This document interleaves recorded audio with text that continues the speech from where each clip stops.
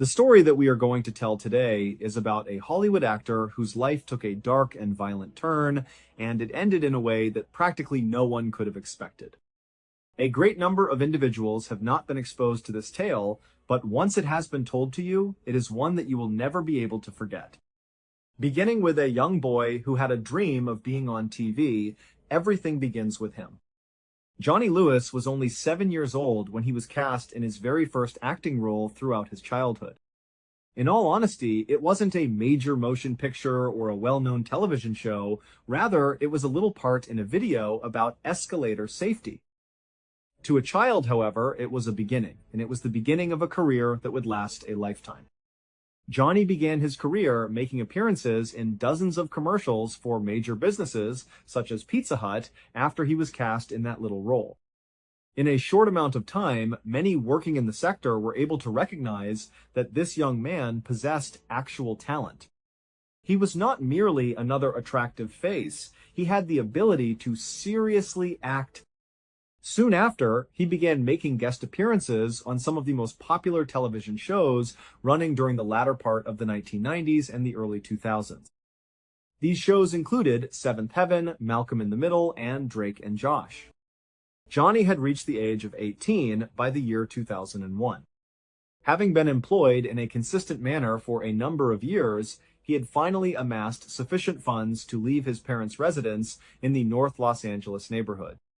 When he moved in with a number of other young actors and actresses who were all striving to make their mark in the entertainment industry, he discovered a place that was located right in the middle of Hollywood. It was a thrilling period that was brimming with opportunities. The trajectory of Johnny's career continued to advance. Fast forward to the year 2006. Now that he is 23 years old, Johnny is simply soaring to new heights. He had secured more big jobs on television, including a recurring role on the immensely popular show The O.C. His face was becoming more and more known to millions of people. His personal life was also making headlines, in addition to the success he had achieved in his professional life. The megapop singer Katy Perry was his girlfriend at the time. The intensity of their relationship was stated to be extremely high, despite the fact that it did not persist for a very long time. It was so intense, in fact, that Katy would go on to write 2 songs that were inspired by their time together, according to reports. However, Johnny's true breakthrough into the public eye, the role that would come to define his career, did not come until 2008, 2 years later. Sons of Anarchy is a brand new biker drama, and he was chosen to play the role of Kip Halfsack Epps in the show. Both in terms of critical acclaim and financial success, the show was a giant. Not only did it make Johnny famous, but it also made him extraordinarily wealthy. He was a darling among the audience, and it appeared as though his future was sealed. And he had succeeded. However, there could be an issue. Johnny was finding himself increasingly anxious about the path that the show was headed, despite the fact that the entire globe adored the show. He had the impression that it was growing unusually violent. Let's face it, Johnny was not the fierce biker character that he portrayed on television. When he was in his real life, he was a quiet and thoughtful individual. When he was not studying philosophy, he enjoyed reading poetry. He did not appreciate going out to parties, but rather drank tea and played chess. He preferred staying up late. In his opinion, the concept of acting out scenes of violence that he considered to be unnecessary was not something that he felt comfortable with. He was not the same person as a result of that. Therefore, after 2 really successful seasons on the show, during which his character had become one of the most popular, he did something that was almost unheard of in the entertainment industry during that time.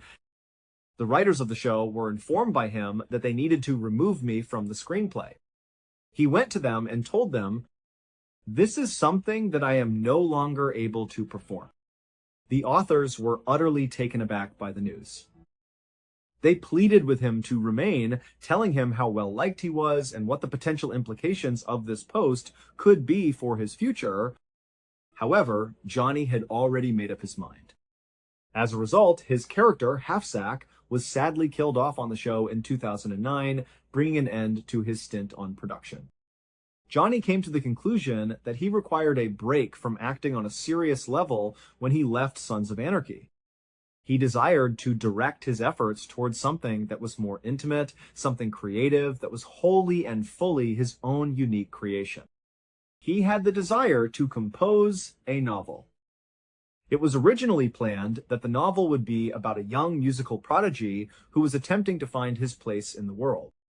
In order to accomplish this, he was aware that he required a serene and calm location where he could concentrate without being distracted by the activities that were taking place in Hollywood. In order to find out if anyone knew of a location similar to that, he began doing some asking around and chatting to his pals. The writer's villa was a location that was mentioned at the time by his photographer. This stunning, expansive home with 6 bedrooms was available for rent and was situated just outside of Hollywood. It was known as the writer's villa. It had developed a reputation over the years as a type of haven for aspiring artists, performers, and authors who were still attempting to find their big break. This reputation had been earned over the course of many years. Kathy Davis, who was 81 years old at the time, was the proprietor, and she was the primary reason for this reputation. Kathy was a very nice and kind-hearted woman who had a deep understanding of how challenging and isolating it could be to pursue one's dreams in the Hollywood industry. She was responsible for the well-being of those who remained in her home.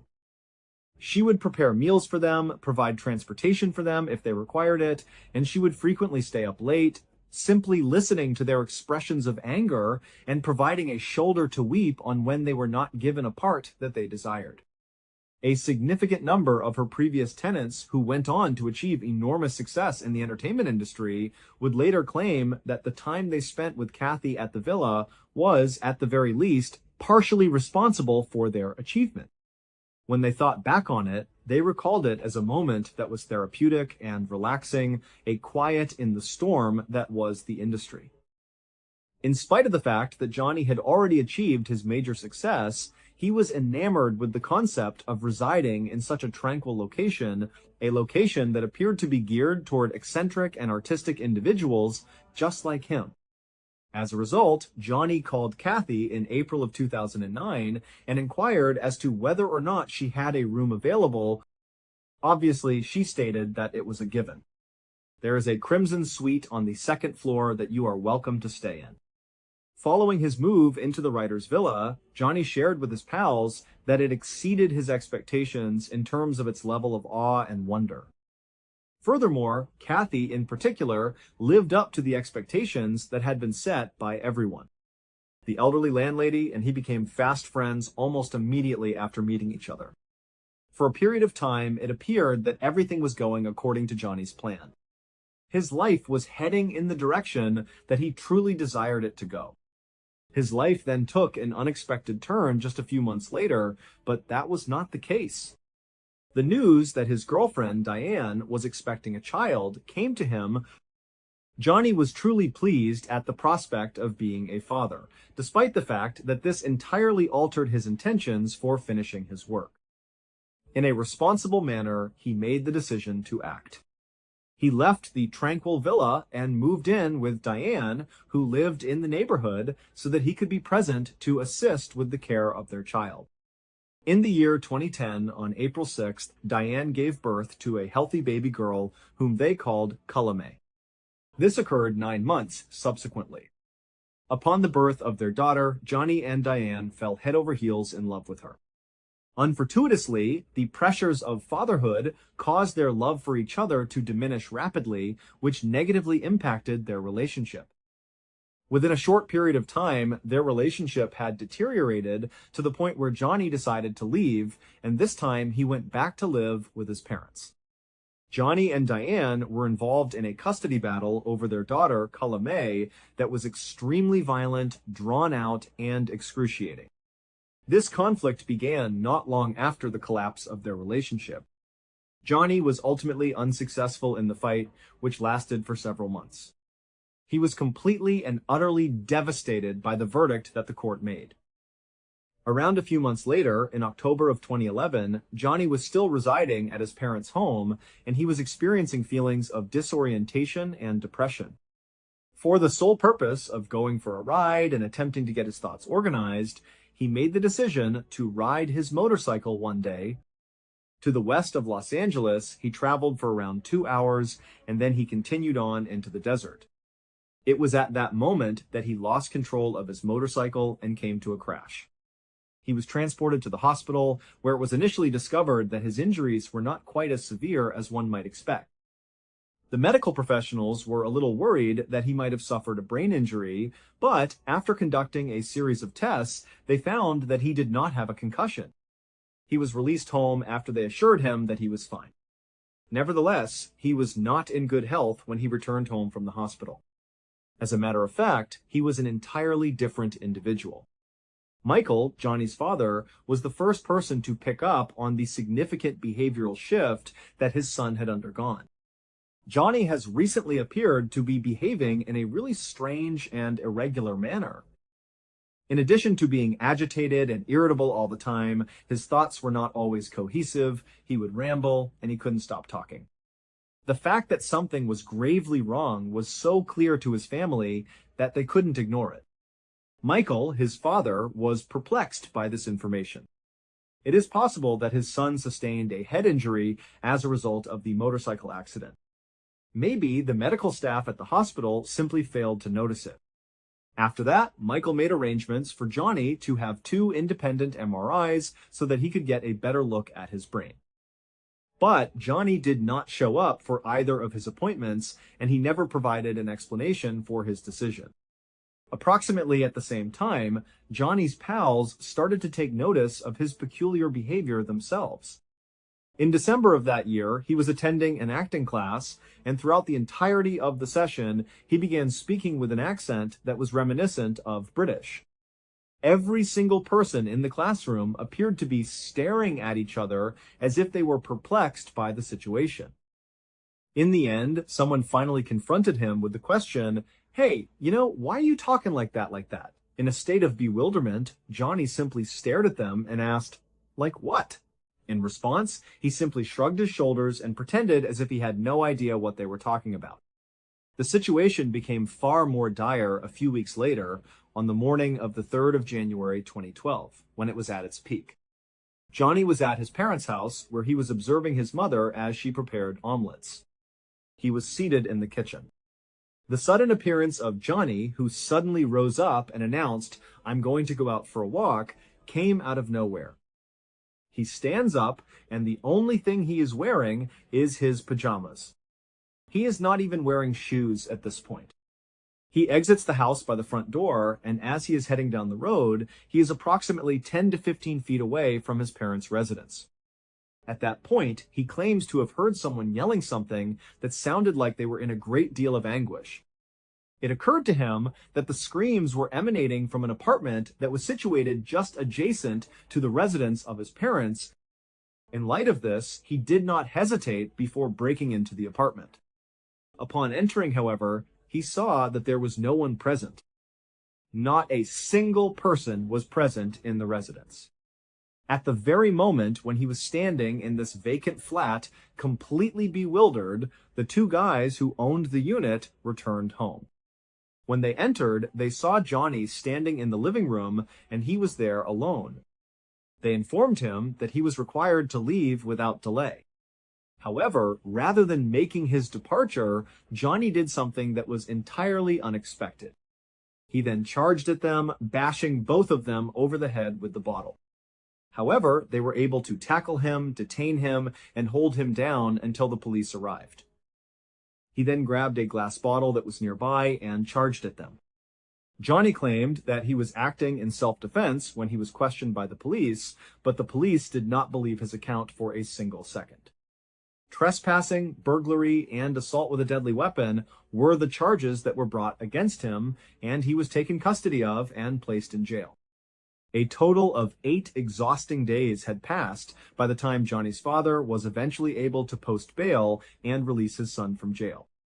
The condition of Johnny had deteriorated during the course of those 8 days. The general population portion of the jail had been moved to the psychiatric unit, and he had been transferred there. The security personnel reported that he was beating his head against the concrete walls of his cell on a regular basis. He had attempted to leap off a balcony that was located on the second floor at one time. He was simply behaving in a manner that was utterly out of control. As a result, a physician working at the correctional facility had left a statement on his paperwork when he was ultimately released from jail. Based on his observations, the physician stated that he was of the opinion that Johnny must have sustained some kind of head injury at some point in time, which was the reason for his behavior. The physician also made the observation that Johnny was unquestionably suicidal. Johnny was a complete and utter mess when he arrived at his parents' place after it had been a long time. The battle that he had with the two men in the flat had left him with two black eyes, and his face was swollen and bruised as a result of the altercation that he had with them. The emotional turmoil he was experiencing was so severe that he would not allow any member of his family to even come close to him. The only thing he did was lock himself in his room and tell everyone to not come near him. A heightened sensitivity to light was another symptom that he had. The situation became so dire that he began walking around his parents' house and shutting out each and every light individually. As soon as his parents eventually turned them back on, he would become upset and angry, and then he would go and turn them all off completely again. At long last, in a moment of exasperation, he walked to the fuse box that belonged to his parents and just turned off the power completely, therefore putting the entire house into full darkness. Nevertheless, in spite of the fact that Johnny had very visible problems after returning home from jail, it appeared that he was making some progress over the course of the subsequent few weeks. Despite the fact that it was a gradual process, there were times when he appeared to be more like his previous self. His parents believed that he had made sufficient progress by the time the month of January came to a close, over a month after he had returned home, and they gave him permission to move out and live on his own once more. It took him around 30 minutes to travel to Santa Monica, California, where he discovered a place to stay.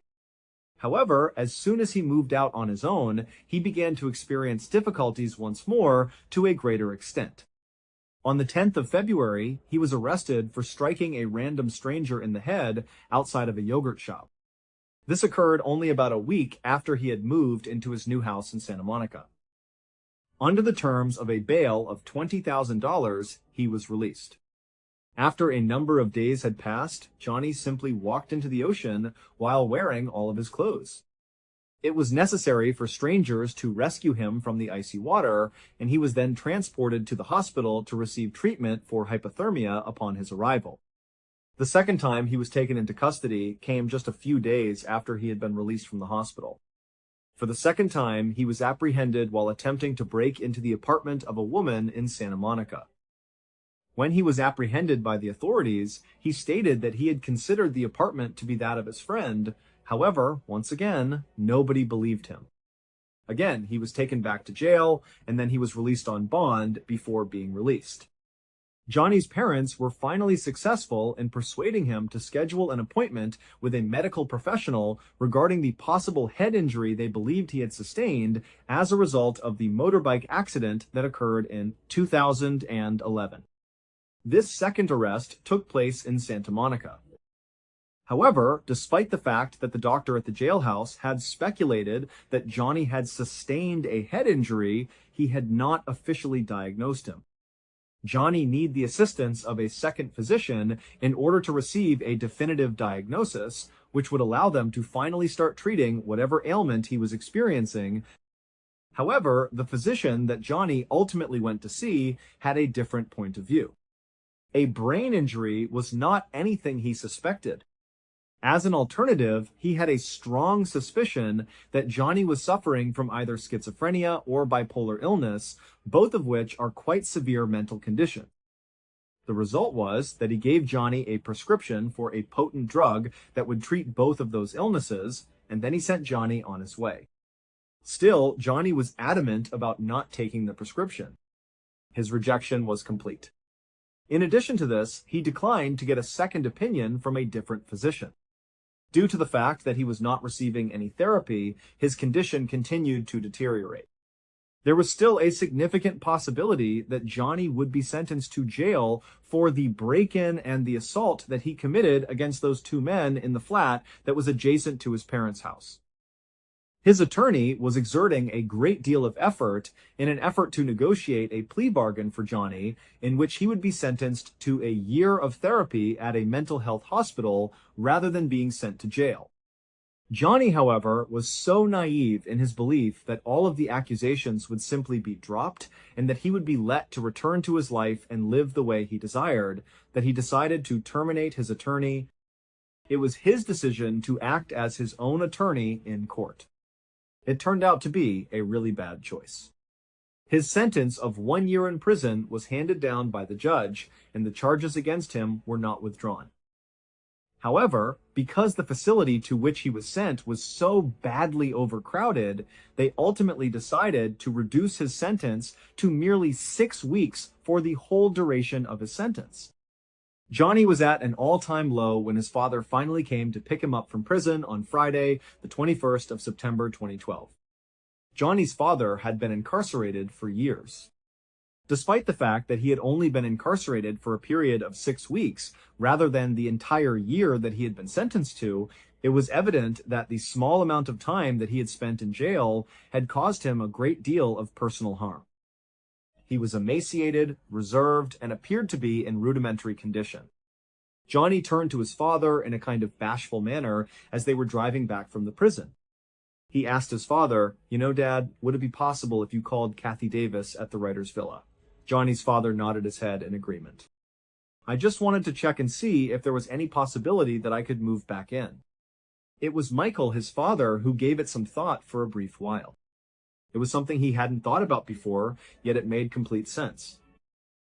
The writer's villa was the final residence that Johnny had occupied during the time that his life was still in order. Most likely, that was the very last place in which he felt genuine happiness. He must have associated that location with a great deal of pleasant and tranquil recollection.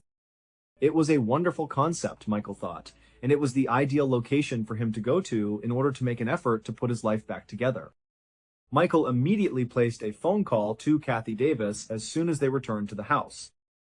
After describing the entire scenario and everything that Johnny had been through, he inquired as to whether or not there was any possibility that he could remain there. And without a single second of doubt, Kathy responded with an unequivocal yes. "It is still possible to purchase the red suite. Immediately, I will walk up to the bedroom and make the bed for him. I can't wait to meet him in person." Johnny spent the weekend with his parents, and then on Monday, September 24th, he moved back into the villa after packing up his belongings and moving back in with them. 2 days later, on the morning of September 26th, a man named Dan Blackburn, who was the next-door neighbor to the writer's villa property, was looking out his front window. Blackburn was 70 years old at the time. Along the route, he noticed a man who was standing out. The only thing the man was wearing was a pair of red sneakers and a pair of trousers. He was furiously pacing back and forth in the center of the street, he was completely drenched in sweat, and he was not wearing a shirt by any stretch of the imagination. Dan had never encountered this individual before, and his conduct was peculiar. So he just kind of watched him from behind his curtain, attempting to figure out what he was going to do next. Following around 15 minutes of this peculiar and anxious pacing in the road, the man abruptly turned and walked directly towards Dan's property where he had been standing. After walking straight up to the front steps, he began to knock on the door while he was there. In spite of the fact that Dan was feeling a little anxious, he went ahead and closed the curtain, then went to his front door and peered through the peephole into his home. The man was standing there when he noticed him. He had these brilliant blue eyes that were wide open, and he was staring at the peephole as if he could see Dan standing on the other side of it. He appeared to be able to see through it. After taking a deep breath, Dan unlocked the door and opened it slightly. He then opened it a little bit more. When he looked out, the person who was standing outside greeted him and introduced himself as John. Hello, I am your new neighbor. It was inevitable that John would be revealed to be Johnny Lewis on the subject. The door was opened a little bit farther by Dan, who was attempting to be sociable. He then added, "Hello, John, it's nice to meet you." However, before the two men could engage in any type of genuine discourse, Johnny quickly turned around and walked away without saying a single word. At this point, Dan is left standing there, very perplexed by the peculiar interaction that he has just experienced. He observes Johnny as he simply walks back to the road, then walks back over to the writer's villa, enters the building, and then vanishes from view. In a manner that could be described as a shrug, Dan decided to close and lock his door before returning to his morning routine. Dan is in another area of his house, simply doing his own thing, when he hears his wife outside, yelling his name and urging him to come outside immediately. This happens around 30 minutes later. As soon as Dan exits the main door, he dashes into his driveway, which is the area that separates his property from the writer's villa. He notices his wife standing on the driveway, and she appears to be in complete and utter disbelief. In the direction of the back of their house, she is pointing upward. While Dan is looking in the direction that she is pointing, he notices Johnny Lewis standing close to their deck.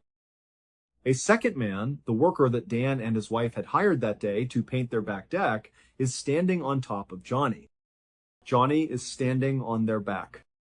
This guy is getting a never-ending stream of blows from Johnny.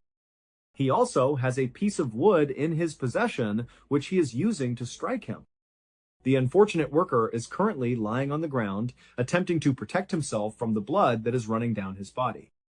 It was just that Dan's instincts took control. He makes his way over to them. Due to the fact that Johnny is so intent on the assault, he has failed to notice Dan coming closer. Dan immediately approaches him, grabs him by the shoulder, and makes an attempt to remove Johnny from the painter's grasp all at once. Johnny is being yelled at by him to stop himself and to get off of him. On the other hand, Johnny appears to be completely unmoved. Just like a machine, he is destroying this worker from the inside out. When Dan finally pulls as hard as he can on Johnny's shoulder, Johnny finally jumps up and stands up right away. After turning around, he delivers a single punch to Dan's face, bringing him to the same level as before. Dan suffers a severe fall to the ground. Johnny is simply standing over him and looking down at him with no expression on his face. When he glances up, he sees Johnny standing over him. It appeared as though he had no idea what he was going to do with Dan in the next instance. He did nothing but stand there and stare with those eyes that were so big and vacant. On the other hand, Dan was not going to squander any time in his attempt to figure it out. Immediately after jumping back up to his feet, he struck Johnny with as much force as he could muster, delivering a blow to the side of his skull. On the other hand, Johnny was completely unaffected by the punch. At no point did he even flinch. Simply staring at Dan without making any facial expressions, he continued to look. Therefore, Dan, in a state of panic, grabbed a metal lawn chair that was nearby, and he nearly shattered it over Johnny's head to get him to sit down. Once again, however, it had little impact. Johnny did nothing but stand there, staring at Dan without forming any expression on his face. At this time, Dan was aware that he was doing nothing to win this fight. Therefore, he simply grabbed the painter, who was so weak that he could not stand up, and he assisted him in running back down the driveway. He grabbed his wife, and the three of them rushed in the direction of their home in order to go inside and be safe.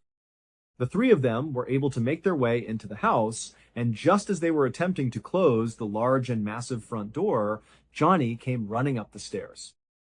At precisely the moment that they were closing the door, he arrived at the door and pushed his arm into the gap that existed between the door and the doorframe. For some reason, they were unable to shut the door because it was getting caught on his arm. So at this point, all three of the adults inside, Dan, his wife, and the injured painter, are exerting all of their combined weight on this enormous wooden door in an attempt to crush Johnny's arm.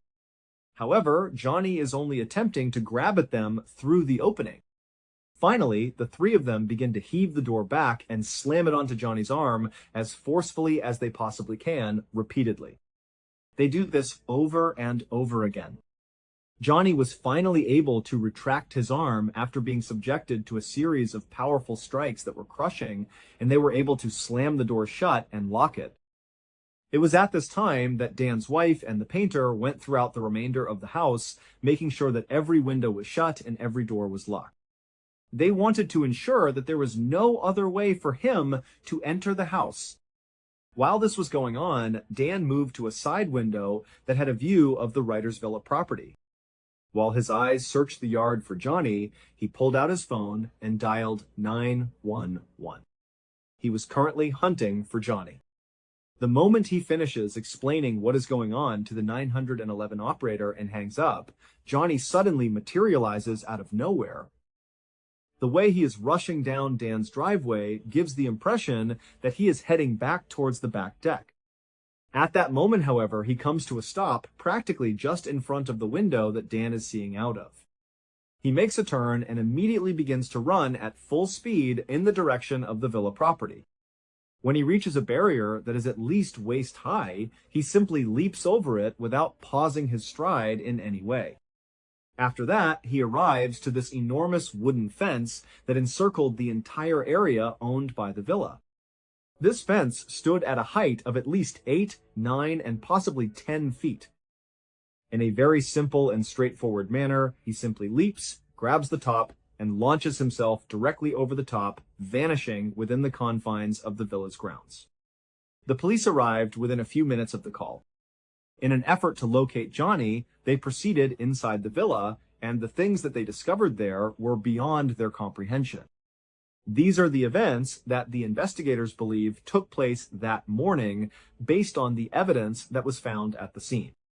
Johnny had turned around after he had initially approached Dan's property and awkwardly knocked on the door, introducing himself as the new neighbor. He had then introduced himself to Dan. Dan watched him as he walked away from the grounds and made his way back inside the writer's villa while he was there.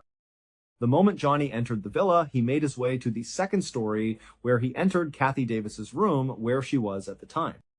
Johnny then proceeded to the second floor. The compassionate woman, Kathy, who was 81 years old, most likely turned around and spotted Johnny standing in the doorway of her home. It appeared as though he was completely insane since he was drenched in sweat and he was not wearing a shirt. On the other hand, she most likely did not feel terrified at first. It is likely that her maternal instincts came into play. She most likely asked Johnny, "Are you okay?" or anything along those lines. "Is it possible for me to assist you? How are things going?"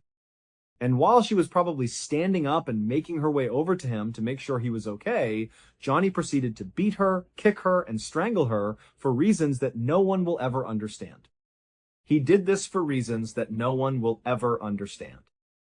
And then, once she had fallen to the ground and was completely defenseless, Johnny proceeded to either continuously stamp on her skull or hit her over the head with a rusty hammer that was subsequently discovered in his bedroom. Both of these actions were carried out in a manner that was quite violent.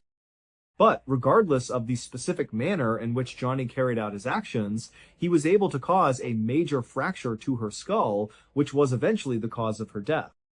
Following his murder of Kathy, Johnny immediately went in search of her cherished cat and proceeded to kill the cat in the same heinous manner.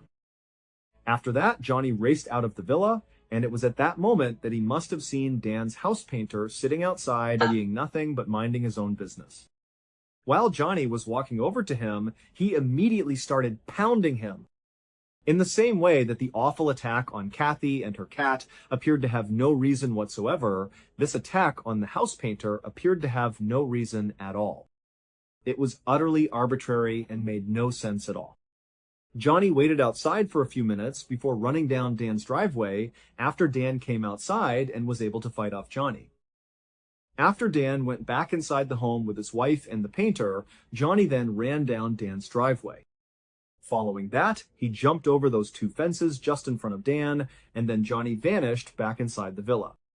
It is believed that once Johnny was back inside the villa property, he climbed up to an upper patio or possibly onto the roof of the villa where he was staying. From that vantage point, he proceeded to either jump or fall to his death on the concrete driveway that was located below. It has been determined that his death was not a suicide, but rather an accident. Everyone who heard the story concluded that Johnny must have been under the influence of some extremely potent narcotics after the word broke about what had occurred at the writer's villa. When it came to explaining why someone would behave in such a manner with such excessive, unjustified aggression and what appeared to be superhuman strength, that seemed to be the only plausible answer. However, the toxicology result provided by the coroner's office revealed that he did not possess any drugs, whether they were legal or illicit, in his system. This was the case regardless of the type of substance. At the time that he did this heinous murder, he was absolutely free of any alcohol or drugs. Because of the motorbike accident, there are some individuals, including his family, who are of the opinion that Johnny actually did suffer from a significant head injury that was not properly diagnosed. They are of the opinion that this brain injury is the cause of his violent outbursts, as well as the entire transformation of his personality. There are those that disagree. People believe that the head damage explanation does not adequately explain everything. They are of the opinion that Johnny had a mental condition that was not properly diagnosed. It's possible that it was schizophrenia, or it could have been bipolar disorder, or it could have been something else different. However, this mental condition was the root cause of the psychosis that resulted in these violent outbursts among the individuals.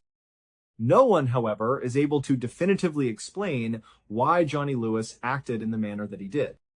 The only thing that we know for certain is that a woman who was nice and innocent, as well as her beloved pet, has been cruelly and needlessly murdered, and that a story that started out with Hollywood hopes has ended up being a nightmare that cannot be explained.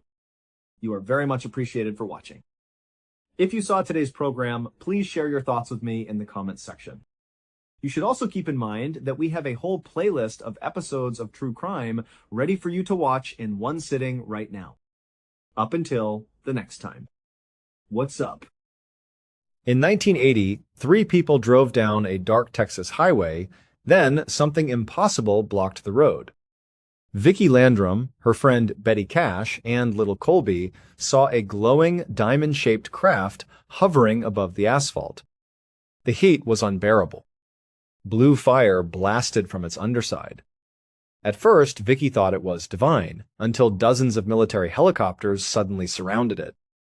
Days later, their bodies blistered, hair fell out, and doctors whispered one terrifying word: radiation. The suspect?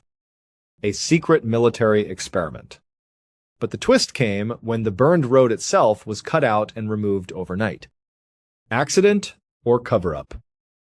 Watch the full mystery on our channel.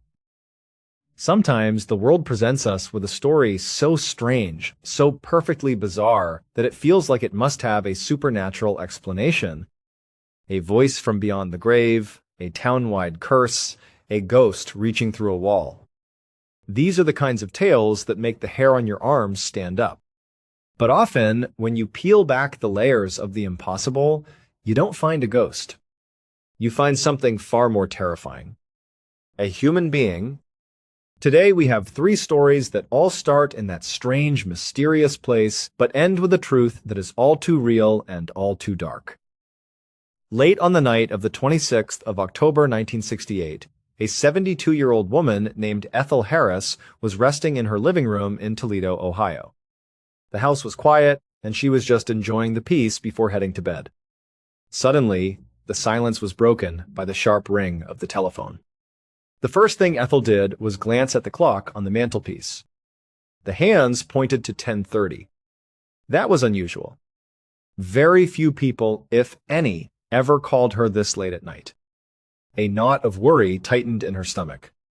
A call at this hour usually meant bad news. She slowly got to her feet, walked over to the phone, and picked up the receiver. She said, "Hello?" On the other end of the line, a man's voice said back, "Hey sis, Ethel instantly recognized the voice. It wasn't one of her brothers, despite the familiar greeting. It was someone who was practically family, her husband Don's very best friend, a 59-year-old man named Lee Epps. For decades, Lee had been their next-door neighbor. He and Don and Ethel were inseparable. They were at each other's houses almost every single day, sharing meals, helping with chores, just living life together. They were the kind of friends who become an extension of your own family. A few years back, Lee had moved to a different town, so they didn't see each other quite as often, but the bond was still just as strong. They still got together whenever they could, and Lee made a point to call regularly just to check in and see how they were doing. So, hearing Lee's voice wasn't a surprise. But the time of the call was still a bit odd. Ethel figured he was just calling for a late-night chat. But before she could even reply to his greeting, before she could ask why he was calling so late, Lee just kept talking. It was strange. It was like he wasn't having a conversation with her, but was just delivering a message he had to get out. He spoke in a flat, hurried tone. He said, "Hey sis, I'm feeling really bad. Like I've never felt this way before. I really need your husband, Don, to get in touch with me the moment he gets back." And then, just like that, the line went dead. He had hung up. Ethel stood there, holding the silent receiver, completely bewildered. The whole call had lasted maybe 10 seconds. On one hand, it seemed like he was just checking in, but the words he used were serious, alarming. "I've never felt this way before. That's not something you say lightly." But there was something else, something that made a chill run down her spine. How did Lee know that Dawn wasn't home? Her husband was out for the evening and wasn't due back for a little while. Lee had stated it as a fact, the moment he gets back. It was as if he was standing outside their window watching the house. But that was impossible. He lived in another town. It just didn't make any sense. Feeling a growing sense of unease, Ethel tried to call him back immediately. The phone just rang and rang. No answer? She tried again a few minutes later, and then again. Still nothing. By the time her husband, Don, finally walked through the front door a little while later, Ethel was pacing with worry. She immediately told him about the strange call from Lee. She recounted the conversation word for word. She told him, "He said he wasn't feeling good, that he needed you to call him as soon as you got back. But Don, the weirdest part was how he knew you were out." Don was just as confused as she was. He said, "All right, that's weird." He took the phone from Ethel and dialed Lee's number himself. Again, it just rang unanswered. Now, Don was getting seriously concerned. He turned to Ethel and said, "Go over it again." What was his tone like? Did he sound like he was in pain? Was he scared? What exactly did he say? Ethel tried her best to describe it. She said, "I don't know, he just sounded distant. He just stated that he didn't feel good and had never felt this way before. And he was very specific that you needed to call him when you came back. I just don't understand it." They both stood there in the quiet house, a shared feeling of dread hanging in the air. They knew Lee well enough to know he wasn't one for drama. If he said something was wrong, then something was wrong. After a few more failed attempts to reach him, they decided they couldn't just sit there and wait. They had to do something. They decided to just drive to his house in the next town and check on him in person just to make sure he was okay. So they locked up their house, got in their car, and started the drive into the dark night. When they finally arrived at Lee's house, all the lights were off. The place was dark and still. His car wasn't in the driveway. A quick look through the windows confirmed he wasn't there. Now, their worry was turning into real fear. Even though it was late, they started knocking on the doors of his neighbors, hoping someone had seen him or knew where he might be. After a few doors with no luck, one neighbor finally gave them a piece of information. The neighbor said they had seen an ambulance at Lee's house earlier in the evening and believed he had been taken to the hospital. For Ethel and Dawn, this was confirmation of their worst fears. Something was seriously wrong with their friend. They thanked the neighbor and rushed back to their car, heading straight for the nearest hospital, a place called Mercy Hospital. When they arrived, they hurried into the emergency room and spoke to the front desk. They explained that they were looking for their friend, Lee Epps. The nurse checked her records and confirmed that yes, Lee had been admitted earlier that night. But then her expression shifted, and her voice softened. She told them that, unfortunately, Lee had passed away. The news was a devastating blow. They had been friends for most of their lives. The thought of him being gone so suddenly and unexpectedly was almost impossible to process. But the most shocking part of their discovery was yet to come. As they spoke with the medical staff trying to understand what had happened to him, Don asked a simple question. He asked what time Lee had passed away. A doctor looked at the chart and then looked back at them. He told Ethel and Dawn that after some complications, Lee ultimately passed away at precisely 10:30 that night. The exact moment, the exact minute. His official time of death was the very same moment that the phone had rung in Ethel's living room. The same moment she had heard her friend's voice on the other end of the line, saying he had never felt this way before and that he needed to speak to his best friend one last time. Ethel and Dawn had no way to prove it, of course. It was just their word against the laws of physics. But for the rest of their lives, they firmly believed that the phone call they received that night wasn't from a telephone line. It was from somewhere else. It was Lee's spirit reaching across the veil to say goodbye. But a mysterious phone call is one thing. What was happening in a small village in rural China was something else entirely. It was a tragedy on a scale that was almost unimaginable. One afternoon in the summer of 2006, a 70-year-old man named Ma King Mao and several of his family members walked through the streets of their home, Luoan village. Luoan was, or at least it had been, a beautiful and historic place. As they walked, they passed lush green fields and could see majestic mountains rising in the distance. But the scenery was scarred. Interspersed with the beauty were the charred, skeletal remains of dozens of buildings. It was a constant, painful reminder of what their community had lost. Ma King Mao had lived in this village his entire life. He remembered a time when it was a happy, vibrant, tight-knit community of over 100 people. It was a truly picturesque place to live, a place where everyone knew each other and looked out for one another. But 3 years prior, everything had changed. Life in Luoan village had become a living nightmare, one disaster piling on top of another. It started with the fires. There hadn't been just one, but two enormous fires that had ripped through the village. The official cause was faulty wiring. These fires had destroyed homes, businesses, and priceless historic buildings. They had fundamentally changed the face of the town, and years later, the scars still hadn't healed. But as devastating as the fires were, it was what happened after the embers cooled that truly turned the village into a place of fear. For some unexplainable reason, the mortality rate in their small village suddenly skyrocketed. It seemed like every week someone else was just dropping dead.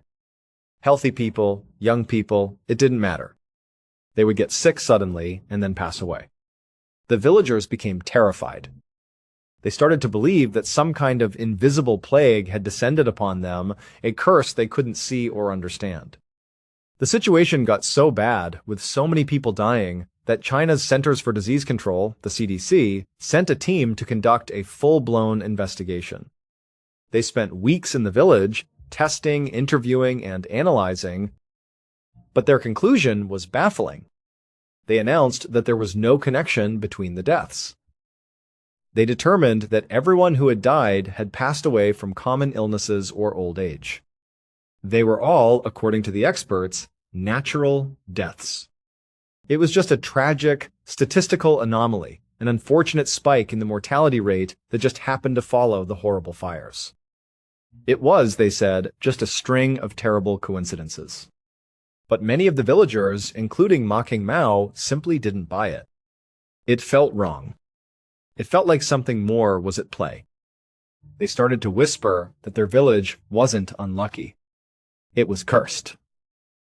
And so, on this summer afternoon, Ma King Mao and his family walked past the burned-out shells of their old lives, making their way to the village temple. They were there for yet another funeral.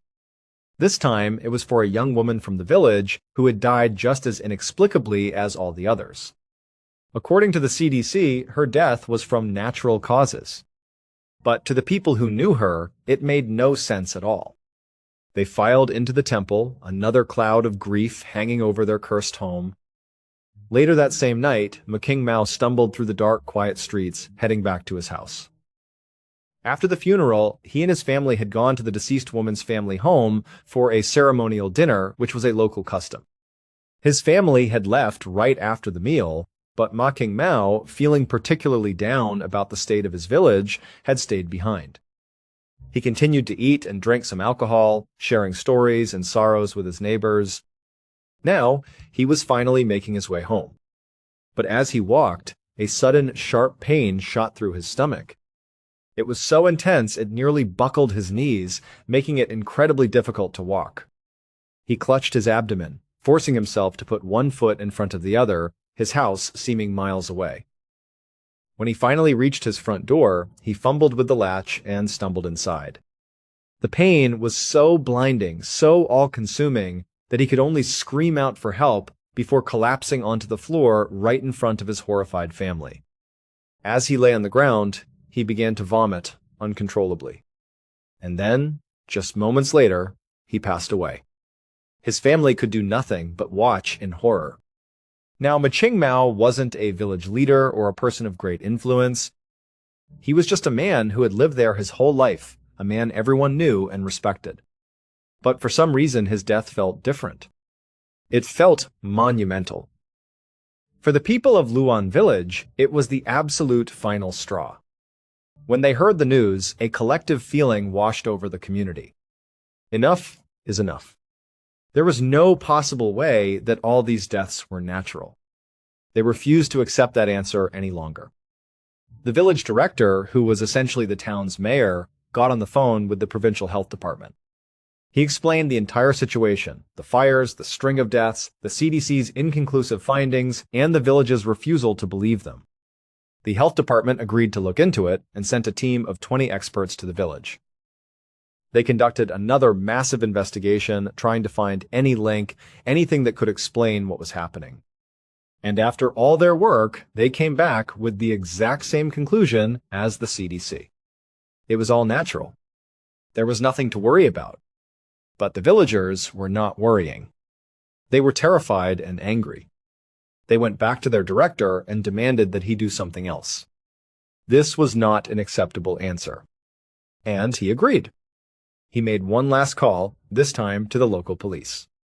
He asked them to come in and conduct their own investigation, to look at this not as a health crisis, but as a potential crime. He begged them to see if there was anything, any small detail that the scientists might have missed. And so, the police came to Luoan village. They didn't bring microscopes or testing kits. They brought a different perspective. They started a broad, sweeping investigation, and very quickly they found something. Something the health experts had completely overlooked. And what they discovered explained everything. It turned out the village had one doctor, a man named Ma Fuxing. But Ma was not a real doctor. His medical training consisted of reading a couple of medical books. That was it. He had no formal education, no license, no real idea of what he was doing. And yet, he was the only person the villagers could turn to when they had any medical issues. He directly benefited every time someone got sick because they would come to him and pay for his useless treatments. So you had a man, posing as a doctor, who likely made his patients even sicker, and he was profiting from their illness. That was bad enough. But it got so much worse. Ma Fuxing was also the owner of the village's only funeral home. So, if his fake medicine didn't work and you died, he profited from you again. Ma Fuxing had a complete monopoly on sickness and death in Luoan village. If you got sick, he made money. If you died, he made money. The only way he didn't make money was if you stayed healthy. For a while, Ma Fuxing was content to just let this system play out. He was a fake doctor and a funeral director, and business was steady enough. But eventually, he got greedy. He wanted more money. So he started secretly poisoning the village's water supply with cyanide. Suddenly, more people started getting sick, and more people started dying. And for every single one of them, Ma Fuxing collected a fee. But even that wasn't enough. He wanted more. And so he looked around the village and decided to create even more death and suffering. Those two massive fires, the ones that were officially ruled as being caused by faulty wiring, that wasn't faulty wiring. That was arson. Ma Fuxing had set the fires himself, burning people's homes and businesses to the ground, killing people in the process, all because he knew he had a monopoly on the aftermath. Every death was just more business for him. The police investigation unraveled his entire scheme. They re-examined the fire scenes and quickly determined it was arson. From there, they started asking the one question the health experts never did: who benefits? All roads led back to Ma Fuxing. In the end, they determined he was responsible for the deaths of 76 people. These were his neighbors, people he had known his entire life. His friends. He had systematically murdered 76 of them for profit. He was ultimately arrested, convicted of murder and arson, and sentenced to death. The curse on Luoan village wasn't supernatural. It was a man. It's hard to imagine a more evil person. But sometimes evil isn't a stranger poisoning a town from the shadows. Sometimes it's sleeping in the room right next to yours. One morning in September of 1893, a 25-year-old man named Paul Marsh was sitting at a large dining room table inside his aunt's house in New Haven, Connecticut. He was there with his mother and his father for a family visit. They were staying with his aunt, a woman named Miss Blackwood, and also visiting with his 19-year-old cousin, a young woman named Malene. Malene was Miss Blackwood's ward. Her own parents had died 4 years earlier, leaving her an orphan, and the very wealthy Miss Blackwood had graciously taken her in. She had become Malene's de facto mother. On this particular morning, Paul, his parents, and Malene were all gathered for a luxurious breakfast that Miss Blackwood's housemaid had prepared. They were chatting and enjoying the food, but they were all waiting for one person to join them, Miss Blackwood herself. And this wasn't just a formality out of respect for their host. They genuinely adored her. Paul's aunt was a wonderful woman, full of energy and life. She was fun, she was witty, and yes, she was very wealthy, and her house was magnificent. Family visits with Miss Blackwood were always something to look forward to. Her arrival downstairs was what would truly start the day. But as time stretched on, and Miss Blackwood still hadn't appeared, the family began to eat. They figured she was just sleeping in or taking her time getting ready, and they would see her soon enough. So they ate their food and made pleasant conversation, enjoying the nice morning. Suddenly, their peaceful breakfast was shattered. The housemaid, who had gone upstairs a few minutes earlier, came running back into the dining room. Her face was pale with panic, and she was clearly distraught. She cried out that Miss Blackwood was dead. For a moment, Paul was just completely confused. It didn't make any sense. Just the night before, his aunt had been her usual vibrant self. She had seemed perfectly normal, perfectly healthy. There was absolutely no sign that anything was wrong with her. But the family immediately rushed out of the dining room and followed the frantic housemaid up the grand staircase to Miss Blackwood's bedroom. They pushed open the door, and there she was. Paul's aunt was lying in her bed, still and silent. She was cold to the touch. She was gone. Later that morning, Paul and his heartbroken family sat in the living room with Miss Blackwood's regular family doctor. He had just come from examining her body upstairs. He sat down with them and explained that while there were no clear signs of illness or injury, Miss Blackwood was 70 years old and had been diagnosed with heart disease a few years prior. In his professional opinion, her heart had simply given out in her sleep. It was a peaceful end. For the most part, the family reacted with a mixture of profound sadness and reluctant acceptance. It was tragic, but it made sense. Paul felt the same way, logically. It was awful, he couldn't believe she was gone, but the doctor's explanation seemed plausible. And yet, underneath the logic, there was a strange, nagging feeling that he couldn't shake. Something felt off. He couldn't put his finger on it, he couldn't articulate why, but he had an immediate gut-wrenching sense that this was not the whole story. He felt that something else had happened to his aunt. But Paul didn't say anything. He kept his suspicions to himself. It felt inappropriate to start suggesting conspiracy theories just hours after his aunt had died, especially when there was a perfectly logical explanation right in front of them. So, he stayed quiet, but the feeling didn't go away. It just sat there in the pit of his stomach. After the doctor left, Paul and his family decided that they would all stay at Miss Blackwood's house for the time being. There was so much to do.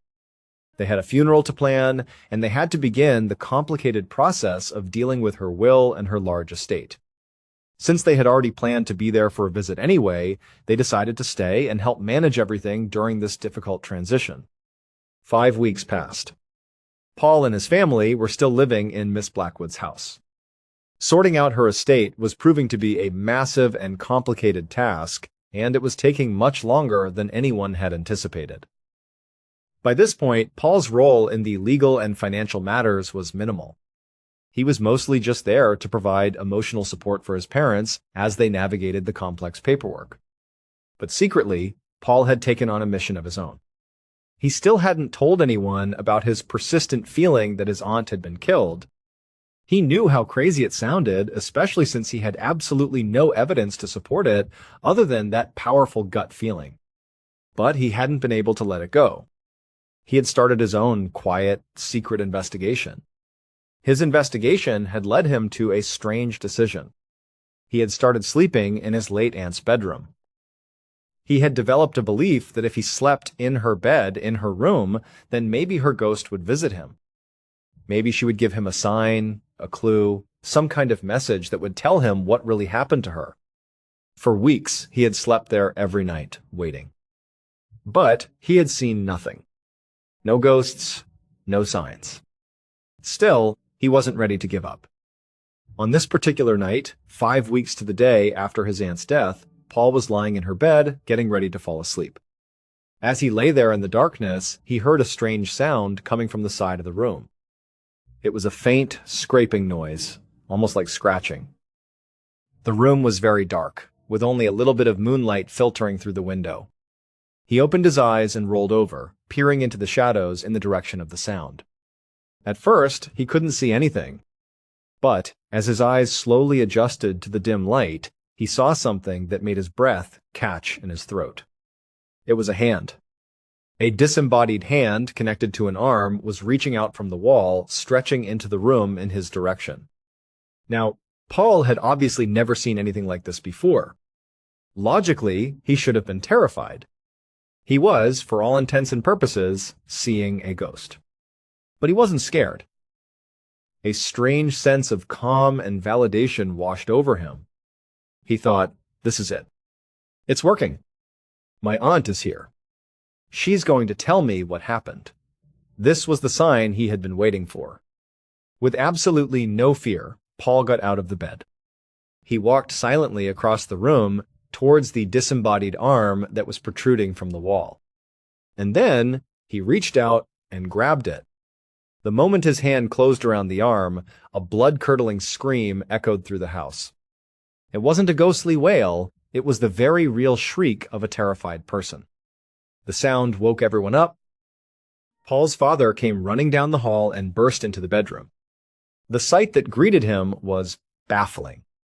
He saw his son, Paul, standing in the middle of the room, holding on to an arm that was sticking out of a hole in the wall.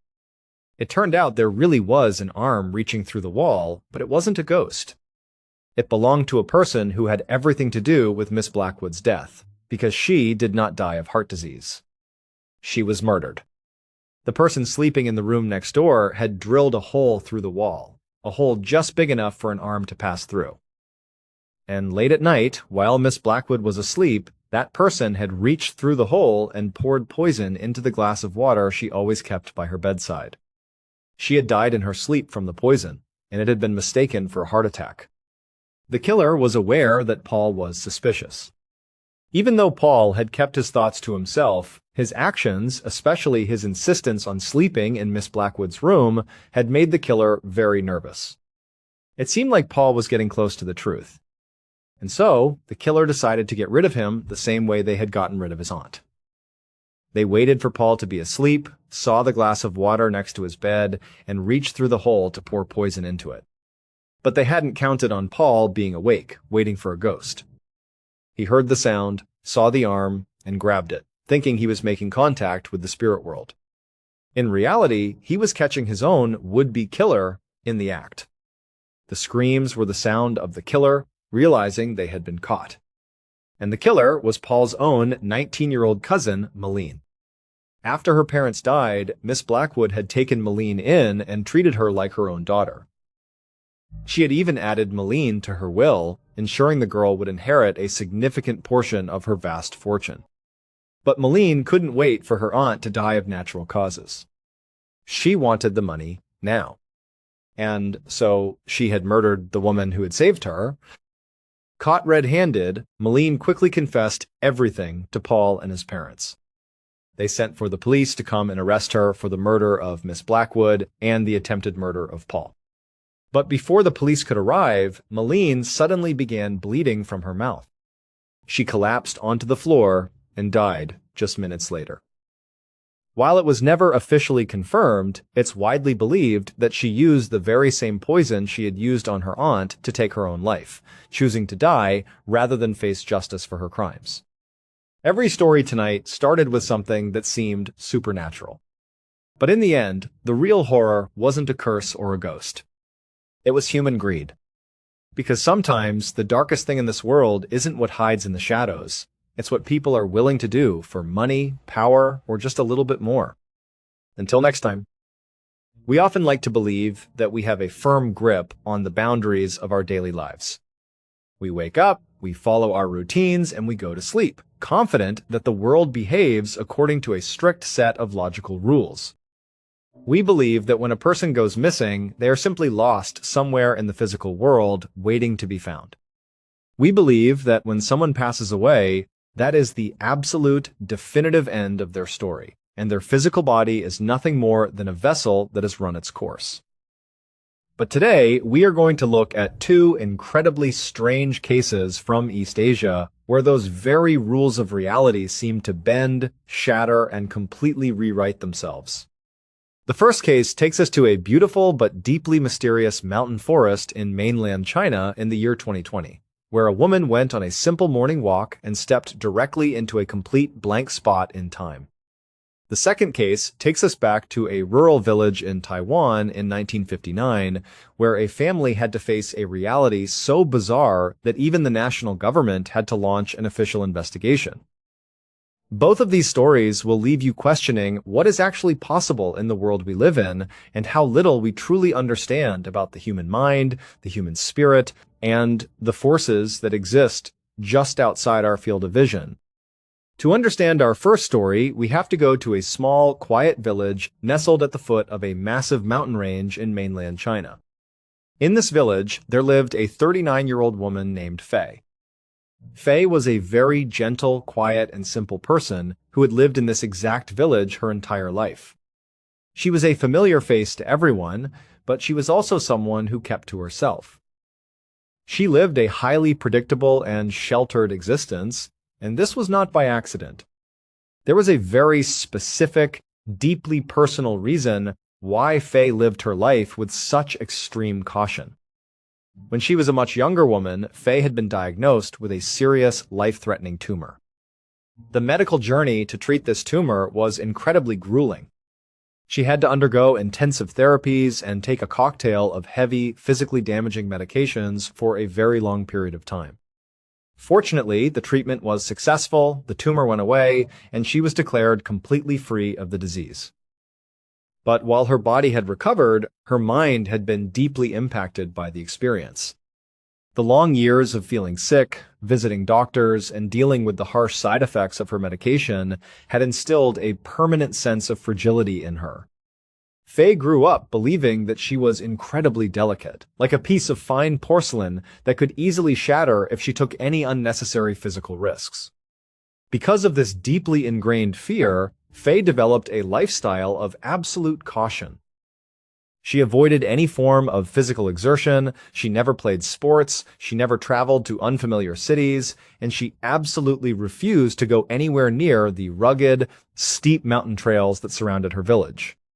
While her neighbors and family members would regularly venture up into the mountains to gather wood, pick wild herbs, or simply enjoy the fresh air, Faye remained strictly on the paved, flat roads of her village. She felt that as long as she stayed on the flat ground and followed her familiar path, she would remain safe and healthy. Over the years, this desire for safety turned into a highly disciplined, comforting daily routine. Every single morning, Faye would wake up early, put on her favorite bright red winter coat, and step out of her house. She would walk down the quiet village streets to the local convenience store. There, she would take her time browsing the aisles, eventually purchasing a large assortment of sweet pastries, sesame biscuits, and other small snacks. Once she paid the clerk, she would step back outside and decide which of her relatives she would visit that day. She would walk to her parents' house, her sister's house, or back to the home she shared with her husband. She would spend her afternoon sitting with them, sharing her snacks, chatting about the local gossip, and enjoying the quiet comfort of her family. This was her entire life, and while it kept her safe, it also made her quite isolated. She did not really have any close friends, and she rarely did anything purely for fun. She was simply stuck in her safe, predictable ways. But on the morning of the 16th of February, 2020, the weather was exceptionally clear and cool, and Faye got out of bed to start her day just like she had thousands of times before. She slipped her arms into the sleeves of her distinctive bright red coat, zipped it up to her chin, and walked out the door. She made her way to the local convenience store, greeted the cashier, and picked out a large selection of her favorite snacks. After paying, she stepped back out onto the main road, holding her bags of food. As she stood there, enjoying a sweet pastry and trying to decide whether she should go visit her sister or head straight back home, she suddenly heard several voices calling out her name from a short distance away. Faye stopped, turned her head, and looked toward the edge of the paved road. Standing at the very top of a dirt trailhead that led directly up into the mountains were 5 people. They were standing in a small cluster, waving their hands and smiling warmly at her. Faye recognized them as fellow villagers, people she had seen around the neighborhood for years. She could see that they were dressed in sturdy clothing and appeared to be preparing for a hike. The dirt path where they were standing was the entrance to a famous local trail that led up into a massive, dense forest on the mountainside. This forest was incredibly beautiful, filled with towering pine trees, steep rocky cliffs, and pristine natural waterways. It was known locally as the 18 Ponds of the Dragon King. This name came from the fact that there were literally 18 beautiful, natural pools of mountain water scattered throughout the dense woods, fed by rushing streams and spectacular waterfalls. The village where Faye lived sat right at the base of this mountain, and its Chinese name even translated directly to Dragon King. Despite living her entire life next to this breathtaking natural wonder, Faye had never once set foot on that trail. She had heard her family members and neighbors describe how magnificent the waterfalls were and how peaceful the air felt up among the ponds, but her fear of getting hurt or falling ill had always kept her away. It was simply too risky for someone who viewed herself as frail. But on this particular morning, as the 5 villagers called out her name and waved, something unexpected happened inside of Faye. They called out to her saying, "Hey, Faye, come over here, come join us." They told her they were heading up to the 18 Ponds of the Dragon King for a beautiful morning hike, and they wanted her to come along with them. They told her it was a perfect day for a walk, that the mountain air would do her good, and that she should finally experience the beauty of the forest for herself. Normally, Faye would have immediately declined the invitation, made a polite excuse, and hurried back to her safe, predictable routine. But as she stood there looking at their friendly, inviting faces and feeling the warmth of the morning sun, she felt a sudden, unfamiliar spark of excitement. She thought about how repetitive her life had become, how she did the exact same thing every single day, and how she had never once allowed herself to experience the incredible natural beauty that lay just outside her door. She looked at the 5 people and thought to herself that they seemed very competent, kind, and responsible. Surely, if she was hiking with a group of trustworthy neighbors, nothing bad could possibly happen to her. It felt like a perfectly safe, once-in-a-lifetime opportunity to finally step out of her comfort zone and do something adventurous. And so, acting on a rare impulse, Faye walked over to the group and told them that she would love to join them. The 5 villagers were absolutely thrilled to have her along, and together, the 6 of them began their hike up the dirt trail. As they walked deeper and deeper into the forest, Faye was completely captivated by what she saw. The landscape was even more stunning than she had ever imagined from her distant view at the bottom. The towering trees filtered the bright sunlight, casting beautiful dancing shadows on the forest floor, and the air smelled incredibly fresh, filled with the scent of pine and damp earth. Faye felt a deep, overwhelming sense of joy and liberation. For the first time in her life, she was experiencing the natural majesty of her home, and she felt completely alive. The 5 companions were wonderful hiking partners. They chatted amiably, asking Faye about her life and sharing stories of their own. Faye opened up to them, talking about her childhood, her past health struggles, and how much this walk meant to her. The conversation flowed easily, and the miles seemed to fly by as they climbed higher up the mountain. Eventually, the trail led them deep into the heart of the forest, where they reached one of the largest and most beautiful ponds in the entire area. It was a truly magical spot. The trees cleared, allowing the warm, bright sunlight to pour down on a pristine, emerald-green pool of water. A gentle waterfall cascaded down a rocky cliff face, feeding into the pond with a soothing, rushing sound.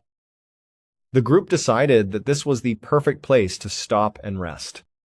They all took a seat right on the rocky shore of the pond, and Faye's companions began to unpack some food. Faye opened up the bags of snacks she had purchased at the convenience store that morning, and together they enjoyed a wonderful picnic in the warm sunlight. Faye sat there, listening to the sound of the waterfall, eating her snacks, and feeling an incredible sense of peace. She thought to herself that this was easily the best day of her entire life, and she was so glad she had ignored her fears. But as she sat there enjoying the beautiful scene, she suddenly began to feel an intense, overwhelming wave of fatigue. At first, she tried to dismiss it, thinking that it was only natural for her to be tired.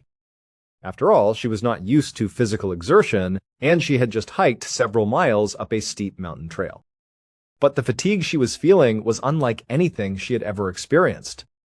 It was not just a pleasant sleepiness, it was a heavy, suffocating weight that seemed to pull at her entire body. Her eyes felt incredibly heavy, and she struggled to keep them open. She felt herself slumping backward against the flat rock she was sitting on, her muscles completely losing their strength. She looked over at her 5 companions, hoping to ask them for help or tell them how tired she was. But they were still sitting nearby, eating and talking amongst themselves, seemingly oblivious to her condition. They were not looking at her, and their voices began to sound distant and muffled, as if they were speaking through water. Faye's vision began to blur, and the sunlight reflecting off the pond turned into a hazy, shimmering mist. She tried to fight the urge to sleep, but her body simply refused to cooperate. Her eyelids closed, her head came down onto the cool stone, and she drifted off into a deep, dreamless sleep.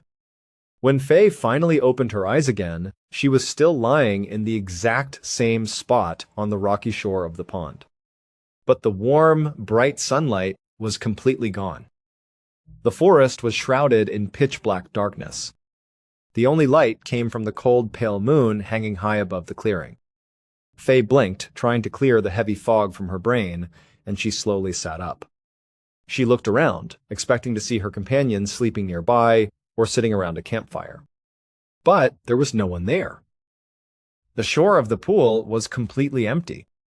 The 5 people who had been so kind and attentive to her had vanished without a trace. Faye's heart began to race as a cold dread washed over her. She called out their names, her voice trembling in the dark, but there was no response. The only sounds in the forest were the rushing of the waterfall, the rustling of leaves in the night wind, and the eerie chirping of nocturnal insects. She looked toward the dense tree line, but it was nothing but a wall of black shadows.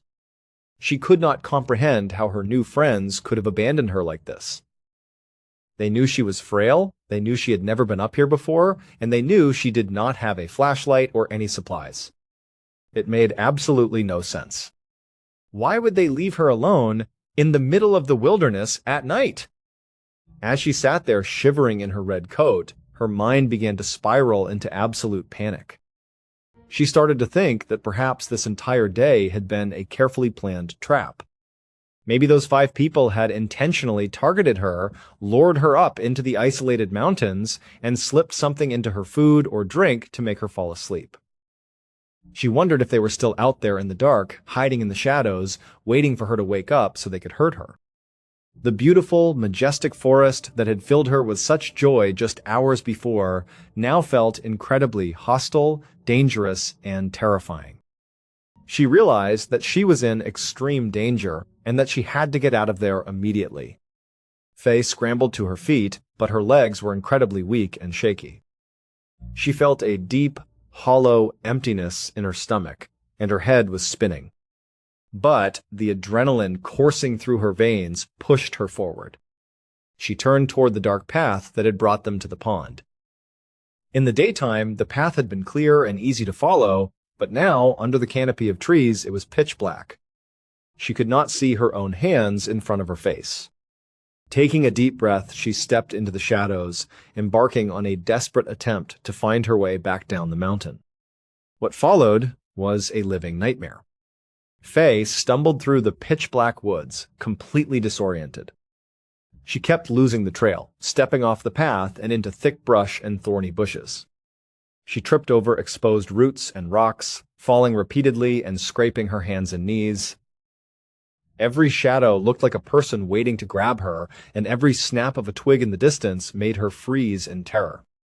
She was convinced that someone was following her, playing a cruel game of cat and mouse. She walked and crawled for what felt like hours, losing all sense of direction. She was hopelessly lost, terrified, and utterly exhausted. Eventually, as she was stumbling through a particularly dense patch of trees, she came across a small flowing stream. Her throat was incredibly dry, and her body was burning with thirst. She collapsed by the edge of the stream, knelt down, and scooped the cool water into her mouth with her hands. As she sat there, catching her breath and shivering from the cold night air, she noticed that the sky above the tree line was beginning to turn from black to a soft, pale gray. The long, terrifying night was finally coming to an end. As the morning sun began to rise, casting its light through the trees, Faye looked around and realized where she was. To her immense relief, the daylight revealed a clear, well-trodden path just a few yards away from the stream. As she looked down the path, she saw that it wound its way down the side of the mountain, and in the distance she could see the familiar rooftops of her village. She was going to make it. She was going to survive. Faye mustered all of her remaining strength and began her descent down the mountain. As she got closer to the bottom, she looked ahead and saw a large group of people gathered at the trailhead. There were dozens of them, standing together and talking animatedly. Faye felt a massive surge of relief. She assumed that her family had realized she was missing and had organized a search party to come look for her. She began to wave her arms and call out to them, shouting that she was okay and that she was coming down. Some of the people in the crowd heard her voice and looked up the trail. They saw a figure in a bright red coat walking toward them. But instead of cheering or running up to greet her, the crowd fell completely silent. They stood there, frozen, staring up at her with expressions of absolute shock and disbelief. Faye found their reaction very strange, but she was too tired to think much of it. She kept walking, and as she got closer, she recognized many of her friends, neighbors, and family members. Among the crowd was her sister. Faye waved directly at her sister and called out to her, telling her not to worry. Her sister stepped forward, her face pale, and walked toward Faye with hesitant, trembling steps. When they finally reached each other, they fell into a tight embrace. Faye's sister was crying, her body shaking with emotion. Faye held her tight and apologized for causing so much worry. She explained that she had gone for a walk with 5 nice villagers, but she had accidentally fallen asleep at the pond and got lost in the dark.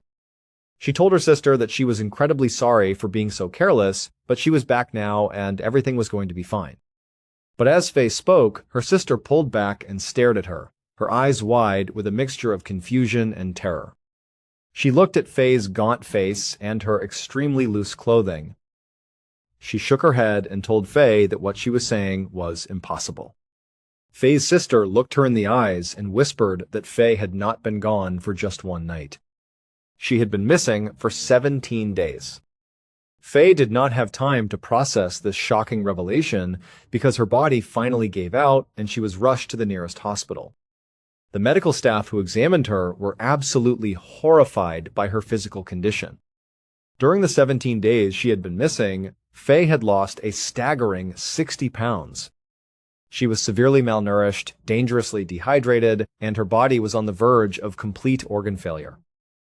The doctors were baffled as to how she was still standing, let alone how she had managed to walk down the mountain on her own. To lose that much weight and survive in the wilderness without food or proper shelter for nearly 3 weeks was a medical miracle. As Faye lay in her hospital bed, slowly recovering, her family and local authorities began to piece together what had happened during her absence. The police showed her security footage from the morning of the 16th of February 2020. Because she was wearing her highly distinctive bright red coat, she was very easy to spot. The footage showed her walking past the convenience store and heading straight toward the trailhead of the 18 Ponds of the Dragon King. But as Faye watched the video, she gasped. The footage clearly showed her walking up the trail entirely by herself. There were no 5 people walking with her. There was no group of friendly villagers chatting and laughing by her side. She was completely alone. Faye was deeply confused and insisted that she had been with 5 specific people. She gave the investigators their names and described their faces and the conversations they had shared. But when her family heard the names, they fell silent and looked at her with pity and fear. They gently explained to Faye that the 5 people she had named were indeed real people who had once lived in their village. However, all 5 of them had passed away many years before. It was physically impossible for Faye to have hiked with them. Furthermore, the authorities explained the scale of the search effort that had taken place while she was gone. Because of these strict pandemic travel restrictions in place at the time, there were guarded checkpoints set up at every single entrance and exit of the surrounding villages. The police knew for a fact that Faye had never left the 7.5-mile forest zone of the 18 Ponds of the Dragon King. They had launched a massive search operation, sending hundreds of volunteers, police officers, and search dogs into the dense woods. They had used thermal imaging drones and had even set off loud fireworks and firecrackers throughout the day and night, hoping that Faye would hear them and walk toward the noise. Yet, during the entire 17 days, Faye had seen absolutely no one, heard no search dogs, and heard no fireworks. From her perspective, she had simply fallen asleep for a few hours in the afternoon and woken up in the dark. There was a massive, inexplicable gap in time that defied all logic. The locals in the village had their own explanation for what had happened to Faye. The forest of the 18 Ponds of the Dragon King was deeply tied to ancient folklore and spiritual beliefs. For generations, the villagers had whispered about the mountain being haunted. Many claim to have seen strange, glowing blue lights moving silently through the dark trees at night. According to local legend, these lights were the spirits of those who had died on the mountain. These spirits were said to be trapped in the woods, searching for living people to lure into the forest so they could swap places with them, leaving the living trapped in a spiritual realm while the spirit took over their physical form. In fact, the reason the crowd had gathered at the trailhead on the morning of Faye's return was because of these legends. A local villager had looked up at the mountain earlier that morning and saw a bright red light moving slowly through the dark trees. Believing he was witnessing a supernatural phenomenon, he ran back to the village and told everyone. The villagers, excited and terrified, rushed to the trailhead to see the mysterious light for themselves. What they saw was not a ghost light, but Faye in her bright red coat, stepping out of the shadows after 17 days. To this day, there is no logical, scientific explanation for what happened to Faye during those 17 days. Some believe she suffered a severe psychological break, hallucinated the entire experience, and somehow managed to survive in a fugue state in the deep woods. Others believe she stepped into a tear in time or was the victim of something far more supernatural. Faye still lives in the village today, quiet and reserved, and her account of that beautiful hike with her 5 deceased neighbors has never changed. But as strange as Faye's story is, it is not the only event in the region that has challenged our understanding of life, death, and identity. Just a few decades earlier, in the spring of 1959, a similarly inexplicable event occurred in a small rural town in Taiwan. This story begins with a middle-aged civil engineer named Wu Chiu, who was making his usual commute home from work. Wu was a respected and hard-working man who rode his bicycle to and from his job every day. Normally, he quite enjoyed this daily ride. It allowed him to clear his mind, look at the beautiful local temples, and wave to the merchants in the bustling marketplaces. But on this particular morning, Wu was not paying any attention to his surroundings. He was in a state of absolute panic. Earlier that day, he had received an urgent message that his wife had suddenly fallen gravely ill at home. Wu was pedaling his bicycle as fast as his legs could carry him, desperate to reach his house and care for his wife. But as he turned onto the roads of his neighborhood, he began to experience a very strange physical sensation. Even though the road was flat and he was in excellent physical shape, pedaling felt almost impossibly difficult. It felt as though his bicycle was carrying an immense amount of extra weight, as if someone had placed a heavy stone on his back rack or was pulling him from behind.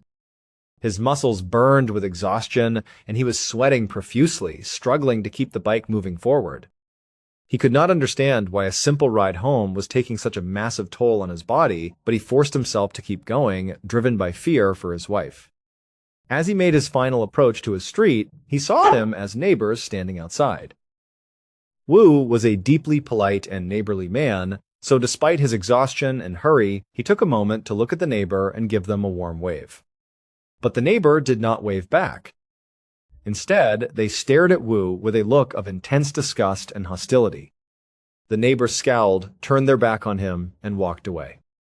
Wu was highly confused by this reaction, but he did not have time to dwell on it. A few moments later, as he got even closer to his house, another neighbor came outside. Once again, Wu tried to be polite, offering a quick greeting as he struggled past. But this neighbor, too, stared at him with complete disdain, as if Wu had committed some horrible, unspeakable crime. The neighbor did not say a word, scoffed, and went back inside their house. Wu was completely bewildered. He had always been on excellent terms with everyone on his street, and he had no idea what he could have possibly done to deserve such treatment. But his wife was his top priority, so he pushed the strange encounters out of his mind, parked his heavy bike, and rushed inside his home. Wu ran into the bedroom and found his wife lying in bed. Her name was Lin Wangyao, and she was 37 years old. Lin had always been a very frail and delicate woman. She was prone to minor illnesses, headaches, and low energy, so Wu was used to taking care of her when she was feeling unwell. But the moment he looked at her face, he knew that this was different. Lin was deathly pale, her skin was slick with sweat, and she was burning up with a terrifyingly high fever. She was completely unresponsive to his voice, only groaning in pain. Wu immediately sprang into action. He rushed to the kitchen to prepare warm tea and light soup, hoping to get some fluids into her. But when he brought the food to her bedside, Lin was too weak to even swallow a single sip. Her condition was deteriorating rapidly. Throughout the long night, Wu did not sleep. He sat by her side, constantly applying cool cloths to her forehead and praying for her fever to break. But the fever only grew worse, and Lin began to slip in and out of consciousness. Over the next 2 days, the situation became desperate. Lin stopped responding entirely. She did not eat, she did not drink, and she lay completely still, her breathing shallow and ragged. Wu knew that he had to get her to a hospital. But in 1959, in this remote and rural part of Taiwan, getting medical help was a massive challenge. Wu did not own a car, and there were no emergency services to call. The nearest hospital was miles away, and he could not carry his unconscious wife on his bicycle. He remembered that one of his neighbors owned a donkey cart, which was the only form of transport on their street capable of carrying a sick person. Wu ran outside and saw the neighbor standing near the cart. He rushed over, flagging him down, and desperately begged him to use the cart to transport Lin to the hospital. But the neighbor looked at Wu with the exact same expression of disgust and anger that the other neighbors had shown him days before. The neighbor scoffed, turned away, and refused to help. Wu was stunned and furious. He grabbed the neighbor and pleaded with him, explaining that Lin was actively dying and that she would not survive another day without a doctor. When the neighbor heard that Lin's life was truly in imminent danger, his expression softened slightly and his hostility was replaced by a reluctant pity. He agreed to help, and together they went into the house, lifted Lin's limp body, and placed her in the back of the donkey cart. The journey to the hospital was agonizingly slow. It took several hours of bumpy, painful travel for the donkey cart to reach the clinic. By the time they arrived, Lin was completely unresponsive. The doctors and nurses rushed her inside and began doing everything they could to stabilize her. But her body was simply too weak. That night, Lin fell into a deep coma, and shortly after, she was pronounced dead. Wu was absolutely devastated by the loss of his quiet, gentle wife. He and the neighbor loaded her body back onto the donkey cart and made the somber journey back to their village. According to traditional Taiwanese customs, when a loved one passes away, their body is placed in a coffin and kept inside the family home for 7 days. This allows family, friends, and neighbors to visit, pay their respects, and pray for the soul of the deceased before the body is finally cremated. Wu set up the open coffin in his living room and began the painful process of hosting the wake. Over the next few days, a steady stream of mourners came through his doors. Wu sat quietly by the coffin, overwhelmed by grief. As he listened to the people talk about his wife, he realized just how much he was going to miss her. Lin had been a very simple, uneducated woman. She was completely illiterate, never traveled outside of their small region, and was highly introverted. She spent almost all of her time at home, keeping to herself and cooking traditional meals. She was especially known for her delicious pork and beef dishes, which she took great pride in preparing. She was a quiet, comforting presence in his life, and the thought of living in their quiet home without her was unbearable. On the third day of the wake, the living room was crowded with visitors. The atmosphere was heavy with the smell of burning incense and the sound of quiet weeping. Wu sat with his head in his hands, lost in his own sorrow. But suddenly, the quiet murmuring in the room stopped. A sudden, heavy silence fell over the entire house. Then, someone in the room let out a sharp, terrified gasp. Within seconds, multiple people began crying out in shock, some of them backing away toward the front door in pure terror. Wu looked up, confused by the sudden commotion. He saw that the mourners were all staring at the open coffin with wide, terrified eyes. Wu turned his gaze to the coffin, and his heart nearly stopped.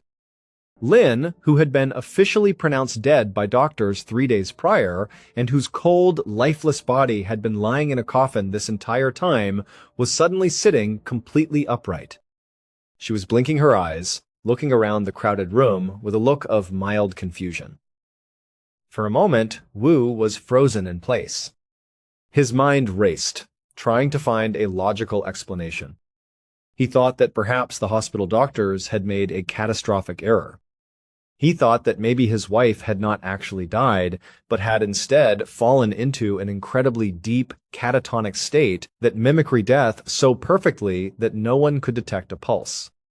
He believed that she had simply woken up from this deep coma. But even as he thought this, a part of him knew how impossible it was. He had been by her side for 3 days. Her body had been cold, stiff, and completely lifeless.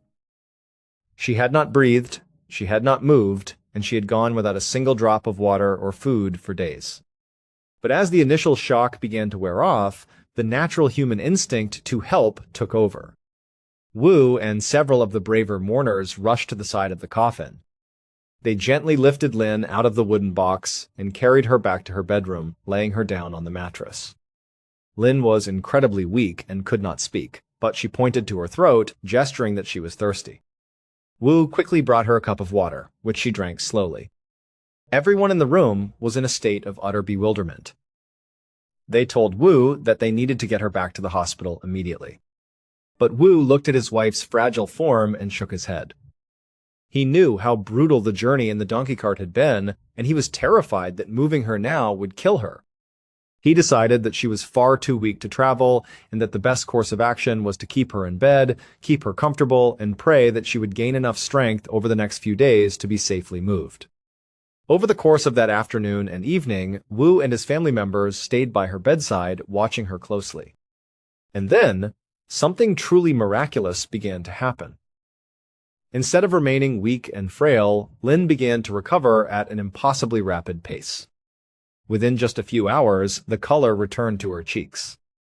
Her breathing became strong and steady, and she began to sit up and move her limbs with an ease she had never possessed before. By the time night fell, Lin was not only sitting up, but she was talking, laughing, and acting as if she had never been sick at all. In fact, she seemed to have far more physical energy and vitality than she had ever shown in her entire life.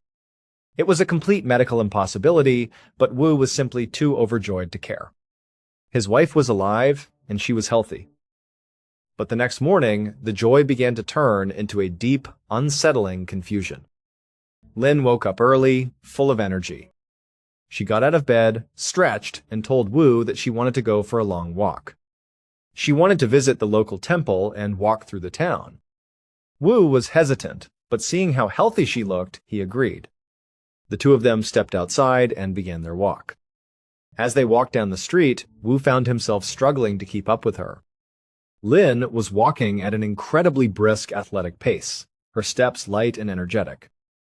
This was highly unusual, as Lin had always walked slowly and delicately due to her frail health. But that was only the beginning of the strangeness. As they encountered neighbors on the street, Lin would stop and greet them. But as Wu listened to his wife speak, a chill ran down his spine.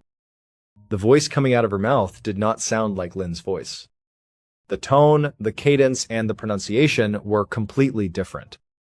Most notably, she spoke with a distinct, heavy regional accent from a completely different province of Taiwan, an accent that Lin had never used and had never been exposed to.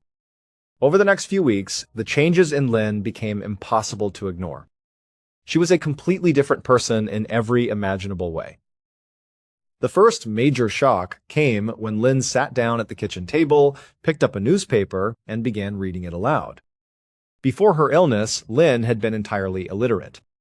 She had never gone to school, and she could not read or write a single character. Yet here she was, reading complex newspaper articles with perfect ease. Not only could she read, but she also began speaking fluent, formal Mandarin.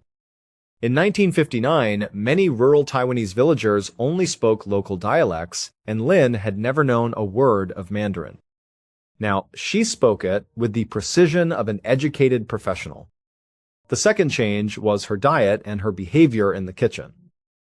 Lin had always been an exceptional cook who loved preparing rich meat dishes for her husband. But after her recovery, she refused to touch meat. She declared that she was a strict vegetarian and that the very smell of cooking meat made her feel ill. She stopped cooking her signature dishes entirely, choosing instead to eat only simple vegetables and grains. Furthermore, this quiet, introverted, and submissive woman was now highly outspoken, confident, and sharp-witted. She began talking with incredible detail and authority about complex subjects like business, accounting, and bookkeeping topics that the original Lin had absolutely no knowledge of. One afternoon, Lin sat Wu down and told him that he was wasting his talents working as a civil engineer. She analyzed the local economy with incredible precision and told him that there was a massive, untapped demand for construction supplies in their growing town. She strongly advised him to quit his stable job, take their savings, and open a building materials business. She offered to manage the books and handle the financial accounting herself. Wu was terrified of taking such a massive risk, but his wife spoke with such absolute confidence and authority that he found himself agreeing to her plan. He quit his job and opened the shop. To his absolute amazement, Lin's business instincts were flawless. She took over the accounting, managing the finances with professional efficiency. The business became incredibly successful, and they soon began earning far more money than they ever had before. The story of the woman who rose from the dead and became a brilliant Mandarin-speaking businesswoman spread like wildfire. It became the talk of the entire region, and eventually rumors of this miraculous transformation reached the highest levels of the Taiwanese government.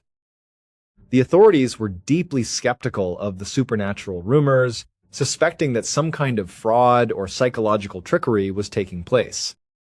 They decided that they needed to conduct an official investigation to uncover the truth. On the 17th of March, 1962, 3 years after her miraculous awakening, the government officially summoned Lin for questioning. Lin, who was completely unfazed by the government's interest, agreed to go. She was brought to a highly secure military hospital, where she was scheduled to be examined and interviewed by the hospital's chief physician, a highly respected and skeptical military doctor. The chief physician sat in his examination room waiting for the patient. He had read the reports and believed that this was likely a case of severe dissociative identity disorder or a highly elaborate hoax. He was prepared to ask tough, analytical questions to expose the truth. The door opened and Lin walked into the room. She looked like an ordinary, middle-aged village woman. But the moment her eyes met the chief physician's face, she stopped in her tracks. A look of profound recognition washed over her face. She smiled warmly, stepped toward him, and addressed him as Uncle. The chief physician was completely taken aback. He frowned and asked her why she was calling him Uncle, as he had never met her or anyone from her village before. But Lin did not back down. She began speaking to him with incredible familiarity, referencing private family matters and personal details that no stranger could possibly know. The doctor's skepticism began to crumble, replaced by a growing sense of shock. He immediately picked up the telephone and called his wife, asking her to come to the hospital right away without explaining why. An hour later, the doctor's wife arrived at the examination room. She had never met Lin, and she had no idea what this meeting was about. But the moment she walked through the door, Lin looked at her, smiled, and called her Auntie. It was then that Lin sat the couple down and revealed the unbelievable truth. She told them that the body they were looking at belonged to Lin Wangyao, but the spirit living inside of it did not. She explained that her real name was Zhu Shua. The chief physician and his wife gasped. Zhu Shua was the name of their beloved niece. Zhu Shua had been a young, highly educated woman who worked as a bookkeeper. During the chaos of the Chinese Civil War, a year prior to Lin's illness, Zhu Shua had attempted to flee to safety. However, she had gone missing during her journey, and her family had never heard from her again. They had searched for her desperately, but they eventually had to accept the tragic reality that she was likely dead. They had never found her body, and they had never received any closure. Lin, or rather the spirit of Zhu Shua speaking through Lin's body, began to detail exactly what had happened to her. She explained that during her escape, she had been cornered on a beach by a group of local fishermen. The fishermen had robbed her of all her money and belongings, and then, to cover up their crime, they had brutally murdered her and cast her body into the sea.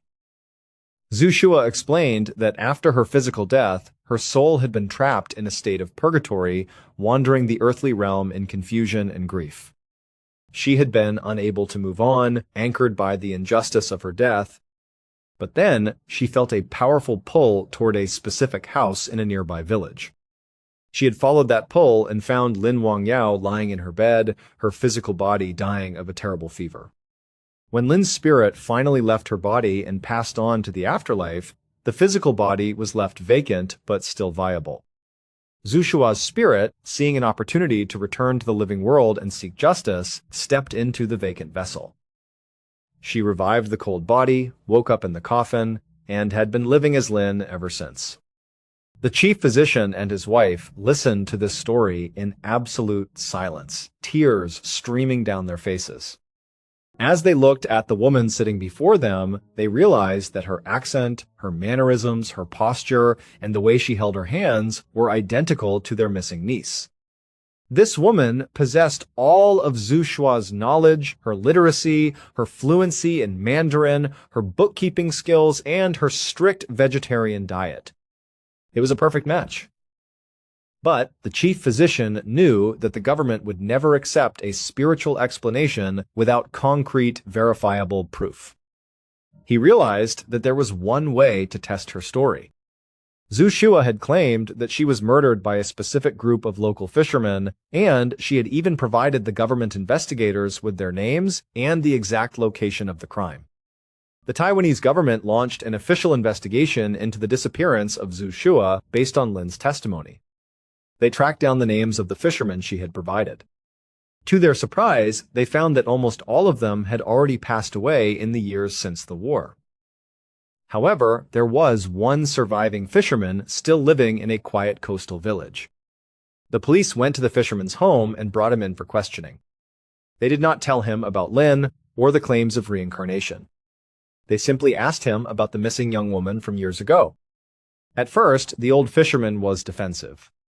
But as the police pressed him with specific details of the crime, details that had never been made public, the man broke down. He wept and confessed to the crime. He admitted that his group of fishermen had indeed cornered, robbed, and murdered the young woman on the beach. But then, the fisherman added a detail that sent chills down the investigators' spines. He told the police that during the attack, he had felt an overwhelming sense of guilt. He had tried to stand up to the other fishermen and beg them to spare the girl's life, but they had ignored him and proceeded with the murder anyway. This exact detail that one of the fishermen had tried to save her was something that Lin had specifically told the investigators during her interview at the military hospital. There was absolutely no way for an illiterate village woman living miles away to have known this private, decades-old secret.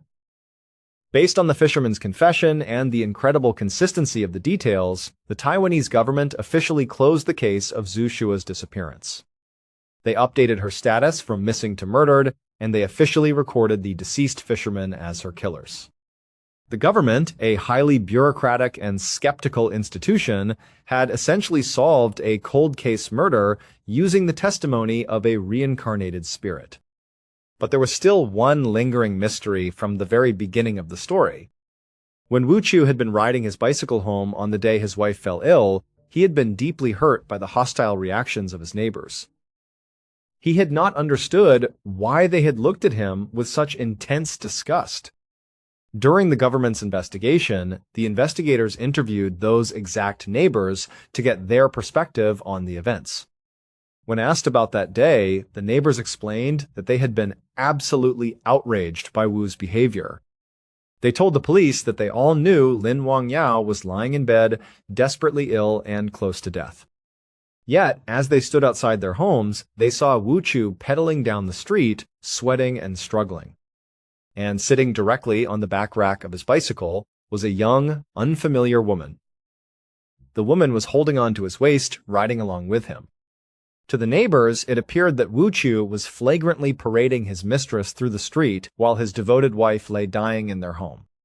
It was an act of supreme disrespect and cruelty, which is why they had looked at him with such utter disdain and refused to wave back. But Wu Chu had sworn under oath that he was completely alone on his bicycle that day. He had not been carrying any passenger. However, he did vividly remember that the bicycle had felt incredibly, inexplicably heavy, as if he was carrying an extra 100 pounds of weight up the flat road. According to Lin, or Zhu Shua, the mystery was simple.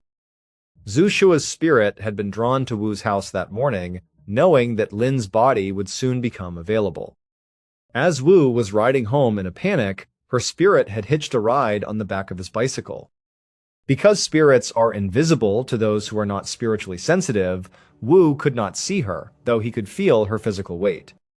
But the neighbors, perhaps due to the strange spiritual energy surrounding the impending transition, had briefly seen the form of a young woman riding on the back of the bike. For the rest of her long life, Lin Wangyao lived as Zhu Shua. She never returned to her old personality, her old diet, or her illiteracy. She remained a sharp, confident, and highly respected member of her community, acting as a spiritual guide and counselor for many who sought her wisdom. She and Wu Chu lived a long, prosperous life together, running their successful business. Zhu Shua passed away in the year 2018 at the remarkable age of 97. At her funeral, the family hung beautiful ceremonial banners that displayed both of her names, Lin Wangyao and Zhu Shua. It was a final, respectful acknowledgement of the two lives that had shared a single physical vessel. These two extraordinary stories, occurring decades apart in different regions, present us with a profound mystery.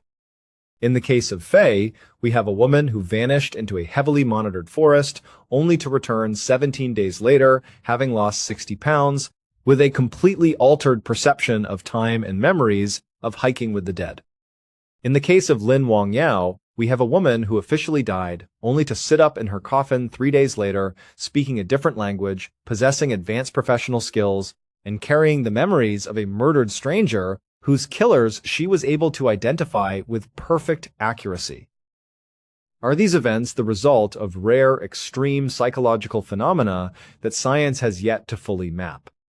Or did these two women truly step across the invisible boundaries that separate our physical reality from something far more mysterious, vast, and unexplained? We may never know the absolute truth, but the documented evidence, the police records, and the lives of the people involved suggest that the world we live in is far more mysterious than we could ever begin to imagine. Thank you so much for watching. Until next time!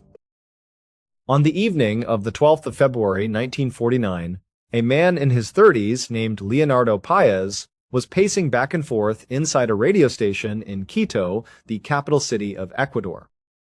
It was a Saturday night, and Leonardo and the handful of people with him were working frantically to prepare for a broadcast.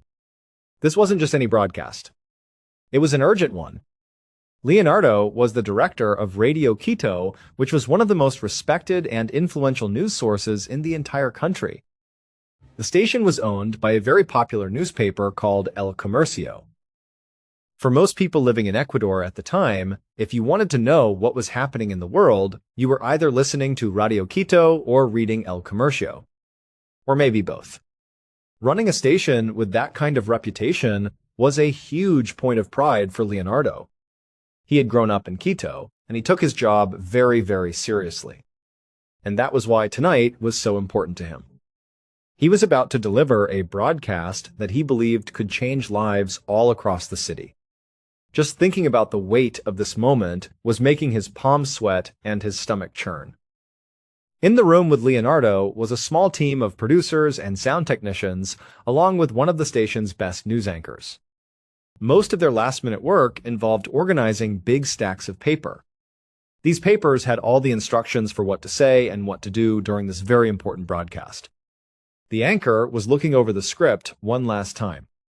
He was the one who had actually written it, and he was the one who would be reading it live on the air in just a few minutes. Leonardo glanced anxiously at the clock on the wall. It was already a little bit after 9 o'clock at night, and they were running out of time. Even though Leonardo felt this intense urge to get things started, he knew he couldn't rush it. He had to give his anchor the time he needed to be 100% ready before they went live. They only had one chance to get this right. So, instead of telling the anchor to hurry up, Leonardo just bit his lip and kept pacing. He tried to distract himself by listening to the program that was currently playing over the station's airwaves. It was a live musical performance by a very famous singing duo named Benitez and Valencia. In the 1940s in Ecuador, these two singers were incredibly popular. They were like the biggest stars of their time. So when people in Quito heard that Benitez and Valencia were performing on the radio, pretty much everyone would stop what they were doing and tune in. Back then, nobody in Quito had a television. The radio was the ultimate source of entertainment and news. It was the center of everything. But radios were also expensive, a luxury item that not every family could afford. So what would happen is, people who did own a radio would often bring it outside onto the street or open their windows. That way, their neighbors and people walking by could also listen to the programs and the music. Leonardo knew exactly what this meant. At this very moment, all across the city, most of Quito's 250,000 residents were gathered around a radio listening to that performance. He needed to get his special broadcast on the air while he still had a captive audience. He turned and saw the anchor finally lean back in his chair. It was a small signal, but it meant he was ready. Leonardo knew it was time. He turned and gave a sharp nod to his technicians. They were all sitting at a long table covered with knobs, wires, and broadcasting equipment. One of them saw Leonardo's signal, leaned forward, and adjusted several knobs on the control panel. Then, he pressed a single button. The instant he did, the beautiful voices of the singing duo were cut off mid-song. A large red sign on the wall above the control table lit up, and in bright letters it said "On Air." They were about to interrupt the most popular show on the radio to deliver their message, and they knew it would catch everyone in Quito completely off guard. The anchor leaned into his microphone. In a serious, urgent voice, he announced that they were interrupting the musical program for a developing story. He said there was an alarming event happening that everyone in Quito needed to hear about. Then he paused for effect before explaining the reason for the interruption. Ecuador was being invaded.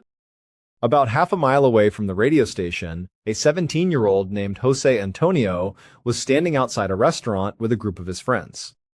Jose, his friends, and all the people eating at the tables outside had been gathered around the restaurant owner's radio. They were all enjoying the music of Benitez and Valencia when it suddenly stopped. Then the announcer came on, his voice filled with gravity, saying that their country was under attack. As Jose and the others stood there completely stunned, the announcer's voice got more emphatic. He said, "Listen, the city of Latacunga has been destroyed." At that, Jose's mouth dropped open. A jolt of pure fear shot through his chest. Latacunga was a city only about 60 miles south of Quito. Instinctively, Jose and everyone around him leaned in closer to the radio. They needed to hear more. They needed to know what was happening and why. But just as they leaned in, the broadcast stopped just as abruptly as it had started. The music program came back on the air, as if nothing had happened. The street fell silent. Jose and the crowd of people just stood there, waiting. Nobody knew how to react. A few people started looking up at the sky, as if they expected to see warplanes flying overhead. Jose found himself doing the same thing, scanning the dark night sky, wondering what would happen next. But there were no planes. There were no signs of war, nothing to indicate that whatever had destroyed Latacunga was now approaching Quito.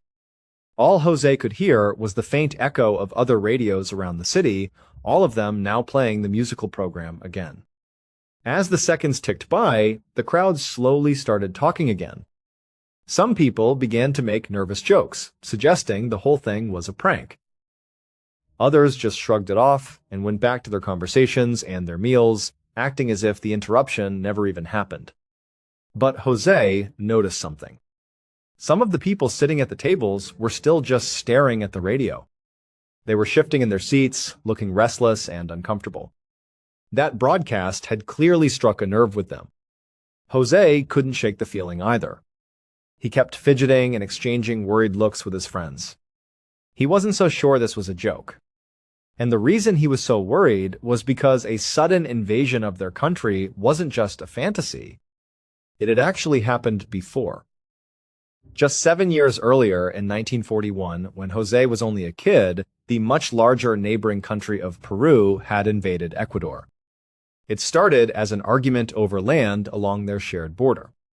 But instead of settling it with words, the Peruvian army had stormed into the disputed territory and conquered it easily. The fighting had only lasted for about a month before Ecuador had to accept defeat and give up the land. Even though that fighting had never reached Quito, it had been a terrifying time for everyone living in the city. It made them realize just how vulnerable they were, how they couldn't really defend themselves against a powerful foreign invader. And then, as Jose and the others were still grappling with what to think, the music on the radio cut out again. The broadcaster's voice returned, and he said he had an update. He said the enemy had landed aircraft on the outskirts of Quito in a northern area called Cotocolao. That was only 8 miles from the city center. Suddenly, a horrible realization dawned on Jose and everyone listening. If the enemy had destroyed Latacunga in the south, and now they had landed in Cotocolao in the north, then the city of Quito was completely surrounded. Before Jose could even fully process that terrifying thought, another man's voice came on the radio. Unlike the first announcer, who was urgent but relatively calm, this new voice was pure panic. He identified himself as the chief of Quito's newspaper.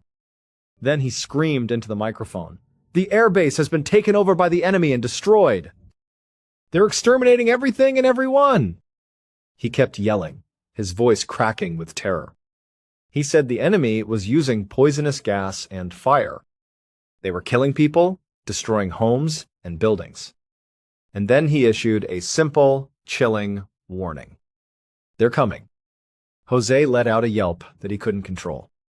He was so overcome with sudden terror that the sound just escaped him. But he barely even heard it because all around him, everyone else was reacting the same way. The street erupted in screams, prayers, and absolute chaos. Some people started pointing up at the sky, yelling that they could see the enemy planes. More and more people poured out of buildings and homes, flooding the streets, crowding around the radios to try and get more information. They were all terrified. No one knew what was going on. Jose wanted to try and explain to the newcomers what they had heard so far, but it was impossible. Everyone was shouting over each other. It was complete madness. And on the radio, it was just as chaotic. Different voices were cutting in and out. It sounded like the news station itself was in a panic, unable to get a clear message out. But through all the noise, one word kept coming through over and over again. Hide. Hide from the enemy. Hide. Jose and some of the people around him were thinking about doing just that, about running, when a new voice took over the broadcast. This man's voice was louder, more authoritative. It immediately projected a sense of calm that cut through some of the panic, both on the radio and in the crowd. This person sounded like a government official. He introduced himself as the mayor of Quito. He confirmed that yes, cities around Quito were under attack. But, he said, he had clear directions that he wanted everyone in the city to follow. Hearing this, Jose felt a small flicker of hope. Finally, someone was in charge. Someone would tell them what to do. But that feeling didn't last long. The mayor's instructions didn't make Jose feel any better. He told the people of Quito that all women and children had to flee. They had to go hide, find somewhere safe, get away. But the men, he said, had to stay and fight. Jose felt a rush of adrenaline.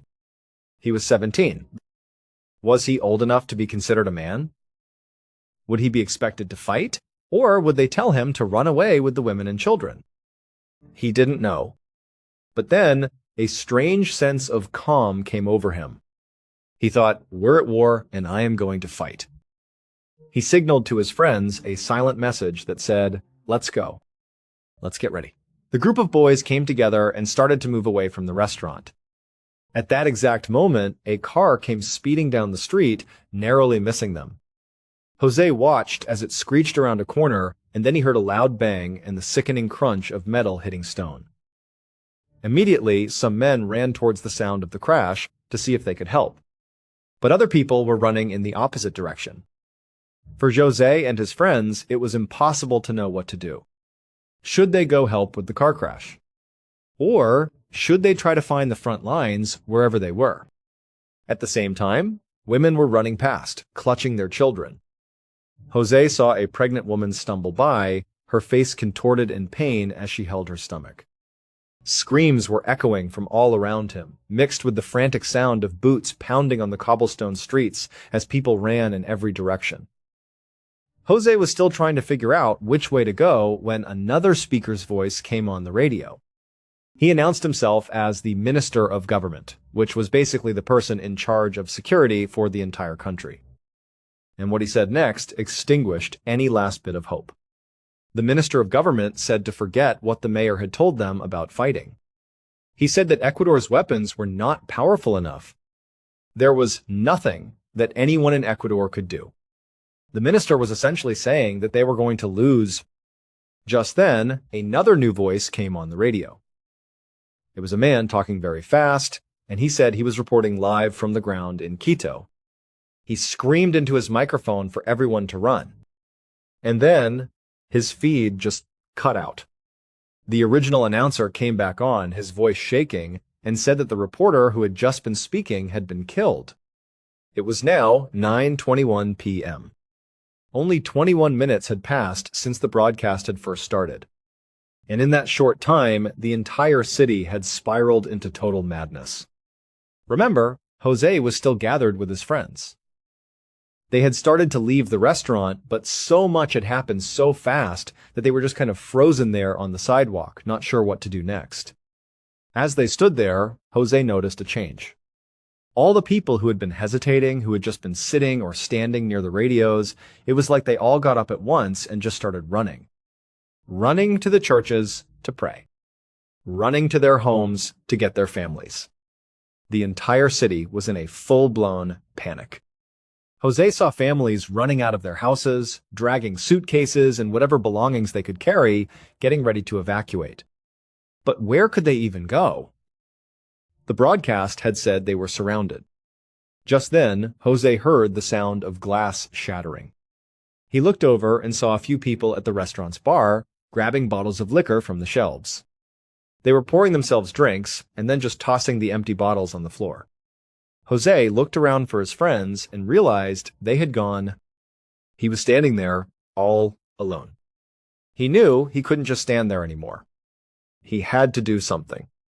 He had to act.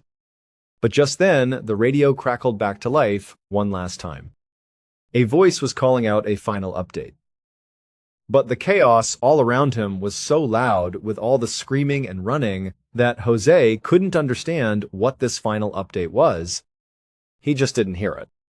But he could see that other people had heard it. And he could see their reaction. They stopped. Everyone just stopped running. They put down their suitcases. They stopped screaming. And everyone just kind of stood there for a moment. And then they started going for their guns and their knives and their torches. A huge crowd, now armed, came together. And then they all began to move as one, all heading in the same direction towards the city center. Inside the Radio Quito station in the city center, Leonardo watched as the anchor delivered that final update. The one that Jose hadn't heard, but that had made everyone else stop panicking and get angry. A minute later, Leonardo heard the sound of glass shattering somewhere on the floor below him. Then he heard a loud crackling sound. He smelled smoke. The air inside the studio in front of him was starting to get hazy. And then, from the street outside the building, he heard someone yelling, "Fire!" Behind Leonardo, the anchor grabbed the microphone and pleaded on the air for anyone who was listening to please come and help. The radio station was in trouble. But there was no one left to help them. They were on their own. When Leonardo and his team realized this, they knew they had to get out. They ran together out of the studio and down the stairs towards the exit. But before they could even get to the bottom of the staircase, the smoke from the fire became so thick that they couldn't breathe. Leonardo realized the entire first floor must be engulfed in flames. The only way out was not down, but up. So Leonardo led the group back the way they came. They ran back up through the second floor offices and the studio where they had just recorded the broadcast. They headed up the stairs to the very top floor of the building. By the time Leonardo got to the top floor, he could hear horrible, painful screams coming from somewhere below him. He hoped his coworkers had managed to follow him, but there was so much smoke in the building now that he couldn't see anything. He didn't know who was with him and who had been left behind. The roar of the fire was getting louder every second. It was so hot that sweat was pouring down Leonardo's face, stinging his eyes. He instinctively ran away from the thickest smoke, towards the windows. Because they were on the top floor, 3 stories up, he had a clear view of the ground below. He saw huge crowds of people on the street. Most of them were holding torches, and they seemed to be running around in a frenzy. He saw big military tanks rolling in behind them, and a hazy mist, some kind of gas, was flowing through the crowd. Just then, Leonardo felt the floor under his feet begin to shake. He frantically tried to think of a way out, a way to escape, and that's when he saw it. The roof next door. The radio station was right next to a school which was not yet on fire. The school building wasn't connected to the radio station, but it was close. Close enough that Leonardo thought he might be able to open the window he was standing near, get a running start, and literally jump out of the window and land on the school's roof. Of course, if he didn't make the jump, he would fall 3 stories to the street below and die. But the alternative was to stay in the building and be burned alive. So Leonardo opened the window. He backed up, took a deep breath, got a running start, and he jumped. He flew through the air, his arms flailing, willing himself to reach the school roof. After a split second in the air, he came crashing down, slamming hard onto the roof of the school building. He had made it. It was painful, but he was alive. He had escaped. But Leonardo didn't have time to waste. He didn't have time to see if anyone else would try to make the jump. He felt like he was on his own. So he got up. Despite the pain from the impact, he was mostly okay. He walked across the roof of the school until he got to the next building. This building was right up against the school, so he climbed onto its roof and walked across that one until he reached the next. He was moving from roof to roof, high above the chaotic streets of Quito. Down below, he could still see the madness. The tanks, the people with torches. He still didn't really understand what was going on. Eventually, as he made his way across the rooftops, he came to a roof where a family was sitting. They were just watching the city, where the sky was glowing red from the light of the fire he had just escaped. When they saw Leonardo, they told him they had been down on the streets, in that crowd. But when it got too dangerous, they had come up here to get away. They asked Leonardo if he had done the same thing. Leonardo said no. He told them who he was, how he had gotten there, and why. And then he asked them for help. For a moment, the family just stared at him in shock. Then they started talking to each other in low voices. From what Leonardo could hear, and from the looks on their faces, they seemed angry. But finally, the father looked at Leonardo and said yes, they would help him. But there was one condition. He told Leonardo that under no circumstances could he go back down to the street. The father said Leonardo would have to hide in their house.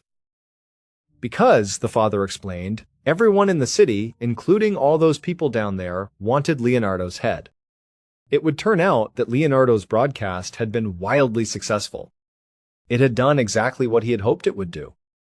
It had grabbed the attention of everyone in Quito. The whole city had stopped to listen. But there was one very important fact that Leonardo had decided not to mention until the very end of the broadcast. By the time he did, it was already too late. This fact was the final update. The one Jose had been unable to hear.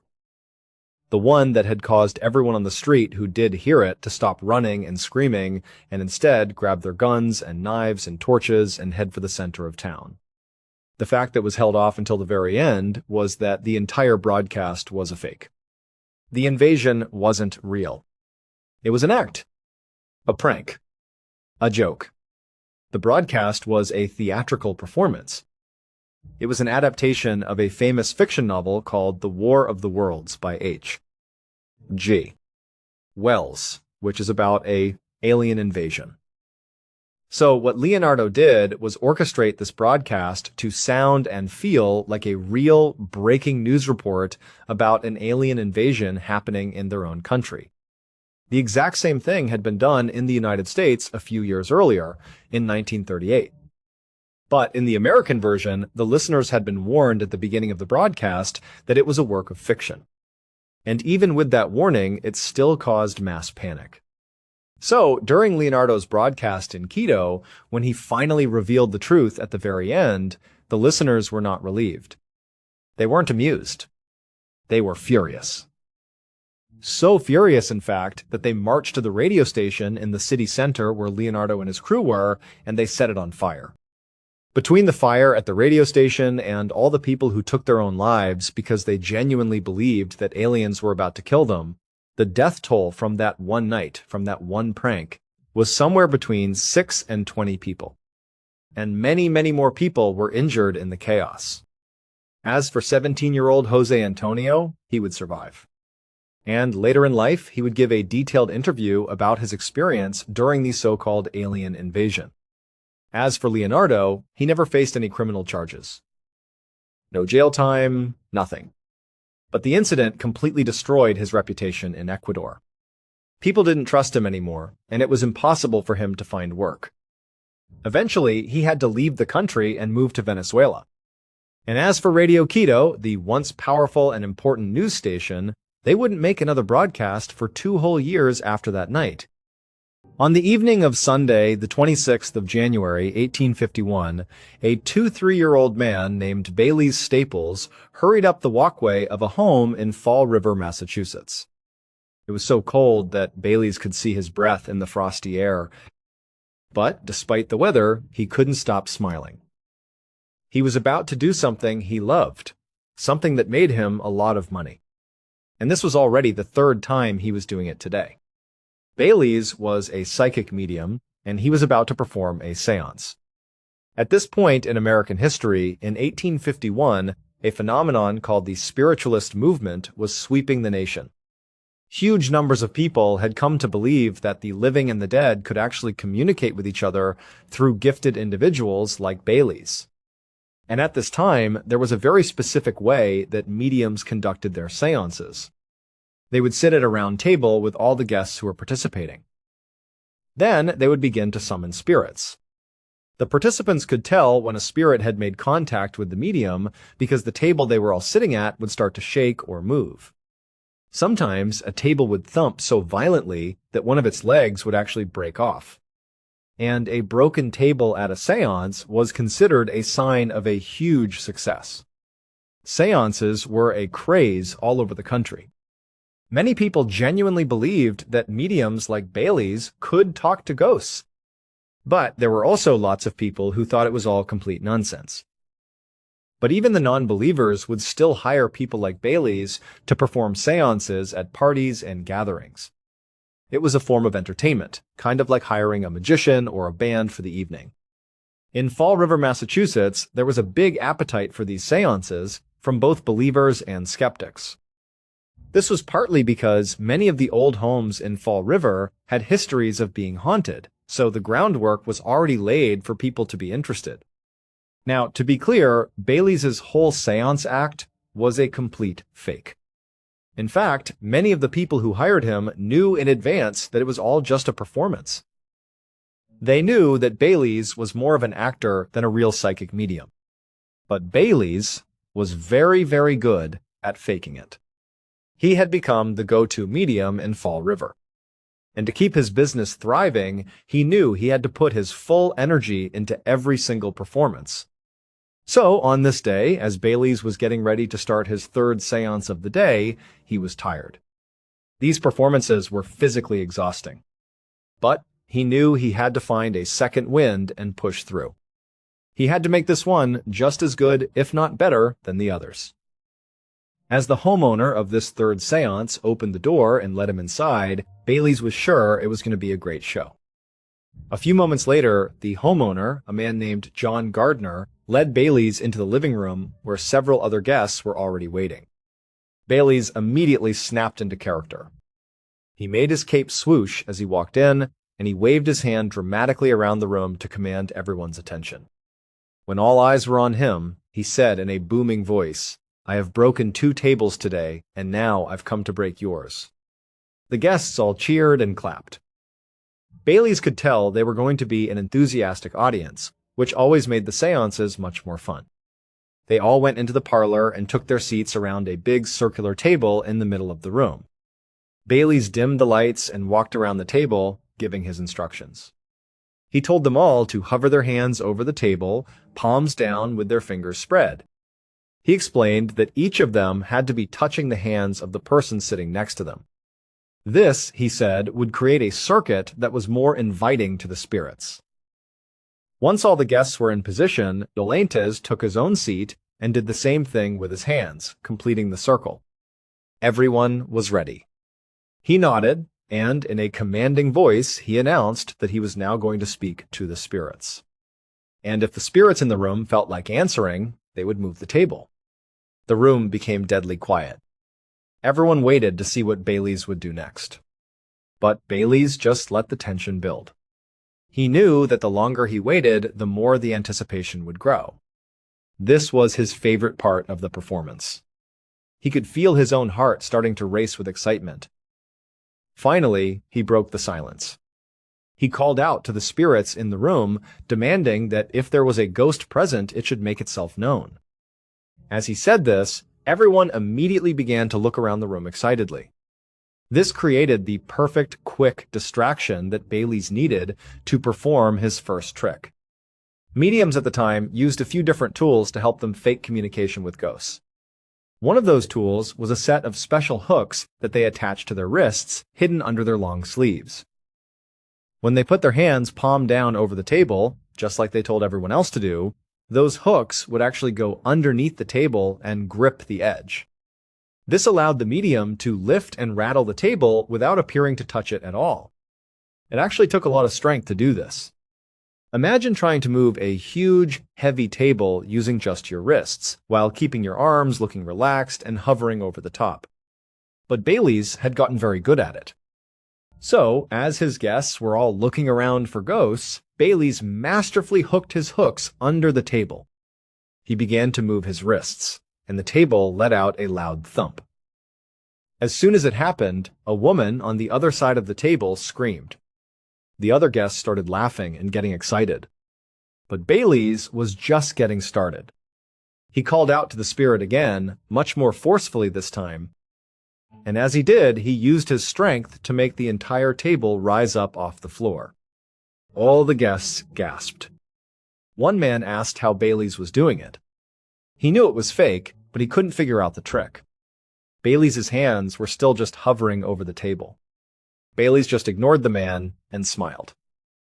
He then said to the spirit, "If you are willing to communicate with us, rap on this table one time." Then Baileys used one of his hooks to make a single, sharp knocking sound from under the table. As he did, the woman who had screamed before jumped in her seat. She was so scared. Seeing her reaction gave Baileys a surge of adrenaline. He was really doing a good job. So Baileys leaned into it. He rattled the table a bit more for dramatic effect. He was really exerting himself now, trying his best not to show any sign of physical effort while making the table dance. He was sweating. He was yelling out to the spirits, demanding that they come forward and talk. But then, as Baileys was in the middle of this big performance, something strange happened. He suddenly felt the room turn icy cold. He felt a weird tingling sensation flow through his entire body. He blinked, and his vision became hazy. This had never happened to him before during a seance. It was clearly having an effect on him, because he stopped his performance. He was no longer trying to communicate with the dead. He was just standing there, feeling very uneasy. It felt like the seance was actually working, like there really might be spirits in the room. Baileys could feel everyone staring at him. He knew he couldn't ruin his business. He had to maintain the act. He couldn't just get spooked and stop the seance. But at the same time, he couldn't seem to break out of this weird feeling. The room felt so cold. Something was wrong. He tried to move, but it was like he was frozen in place. Across the table, the homeowner, John Gardner, was just sitting there, staring at Baileys, trying to figure out what was happening. From his perspective, he watched as Baileys went from standing there awkwardly, unable to move, to then suddenly sitting down hard in his chair and lurching back into a strange position. Then, Baileys' eyes started darting all over the room. His breathing became ragged and heavy. John couldn't help but feel that it looked like Bailey's was actually possessed. For real. Then Bailey's began to speak. His voice cracked as he mumbled something that John and the others couldn't understand. John was spooked. This performance was incredibly convincing. He almost wanted to applaud. Bailey's acting was so good. But he didn't want to break the spell. Like Bailey's, John and most of his guests didn't believe seances were real at all. But Bailey's performance was turning out to be way better than any of them had expected. But just then, Bailey's shot up out of his chair. The whole table thumped and shook again. Then Bailey's let out a long, ghostly-sounding moan. One of John's guests asked if the ghost was speaking through Bailey's. Instead of answering, Bailey's eyes rolled all the way back in his head so that only the whites were visible. John and the others were transfixed. This was incredible. It was actually kind of scary. But then Bailey's let out another moan and fell backwards, hard, onto the floor. For a second, there was just confused silence in the room. If this wasn't an act, then that was a violent fall. This looked too legitimate. How was Bailey's able to do this? It seemed real. And it was in that moment of realizing that something was truly wrong here, some of the guests began to scream. They started running out of the room. A few minutes later, a local physician named Dr. Hopper ran into the parlor of John Gardner's home. He had been summoned by one of the guests who had panicked and run to get him. But that guest had been rambling about a ghost and a possession, so Dr. Hopper really wasn't sure what kind of emergency he was responding to. But now he could see a group of people dressed for a party, all gathered around what looked like a seance table. They were pointing to the floor where a young man was lying in a crumpled heap. Doctor. Hopper went to the young man and reached out to feel his neck. There was no pulse. The doctor turned and looked at the group. He said, "He's dead." Before the group could even react, the doctor said, "Now hold on. Someone needs to slowly and clearly explain what happened here." John Gardner stepped forward. In a very shaky voice, he explained that the young man was a medium named Bailey Staples. He had been conducting a seance, and he had demanded that a ghost talk to the group. A moment later, he was thrashing around, apparently possessed by this ghost, and then he fell to the ground, dead. John said they had all thought the seance was a fake. When they hired Bailey's, they thought it was just going to be a performance. But now, they didn't know what to think. It had all looked very real. Doctor. Hopper shook his head, not sure what to make of this story. He certainly did not believe in ghosts. But after a quick examination of Bailey's, he couldn't see any obvious cause for the young man's death. So, Doctor.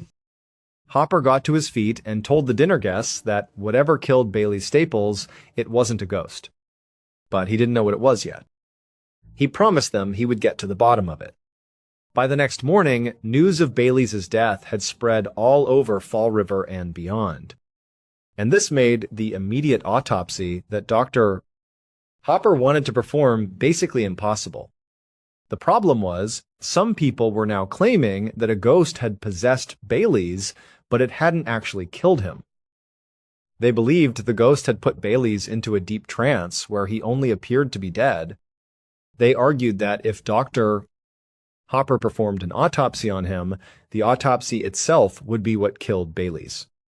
So, pretty quickly, you had all these people showing up at Dr. Hopper's clinic and at the local police station. They were demanding that the authorities give them Bailey's body to prevent the doctor from murdering him with an autopsy. It was a whole scene. And at the same time, this story was spreading like wildfire all over the country. At a time when people in America were already fascinated with seances, this story seemed to legitimize the idea that ghosts were real and that they could be dangerous. It just dumped gasoline on the fire of the spiritualist movement. Seances became even more popular, but now people were attending them because they felt they were real, not just for entertainment. On January 28th, 2 days after Bailey's was pronounced dead, Dr. Hopper stood in the basement of the local morgue, holding a scalpel. He had finally gotten the approval to go ahead with the autopsy. But he knew that a lot of people were not happy about it. He was looking down at Bailey's body, and he realized that to his own surprise, he was a little bit nervous. The thought kept creeping into his mind, what if this man is still alive, and I'm about to kill him? Logically, the doctor did not believe Bailey's was in a trance. But it was unsettling how physically healthy Bailey's body looked. He was young and strong, with no history of illness. And there wasn't a single mark on his body to explain why he was dead. The only blemishes on his skin were some slight bruises around his wrists, which Dr. Hopper knew were from the special hooks he had been wearing to lift the table. Doctor. Hopper shook off the nerves. He moved his scalpel towards the skin of Bailey's chest and made his first incision, opening up the chest cavity. And that was when Dr. Hopper saw it. It would turn out that on the day Bailey Staples died, he was at his absolute performative peak. He was lifting John Gardner's heavy table up off the ground, making the seance guests scream and laugh. But what Bailey's didn't know, and what Dr. Hopper found when he performed the autopsy, was that Bailey's had a pre-existing heart condition. His passionate, energetic performance, coupled with the immense physical exertion it took to lift that heavy parlor table using only his wrists, and the fact that Bailey's had already given 2 other similar performances that same day, had caused his weak heart to swell. It developed an aneurysm, which then ruptured, causing fatal internal bleeding. Bailey Staples had basically put on the best seance performance of his life. It was so good, in fact, that it killed him. And in doing so, he accidentally convinced a whole house full of dinner guests and many people all across the country that ghosts were real. Thank you so much for watching. Let me know what you thought of today's episode in the comments. And remember, we have a whole playlist of true crime episodes ready for you to binge right now. Until next time. See ya. Obsession is a quiet, dangerous thing.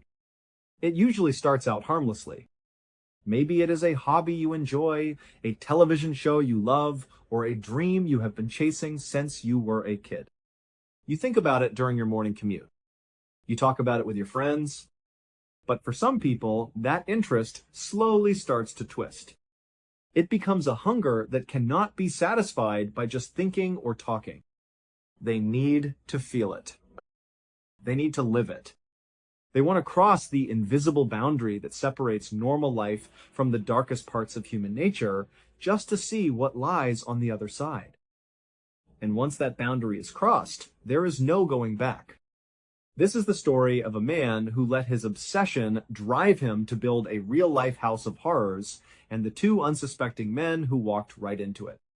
To understand how this nightmare began, we have to look at a man named Mark Twitchell. Ever since he was a young boy growing up in Edmonton, Canada, Mark had one massive dream.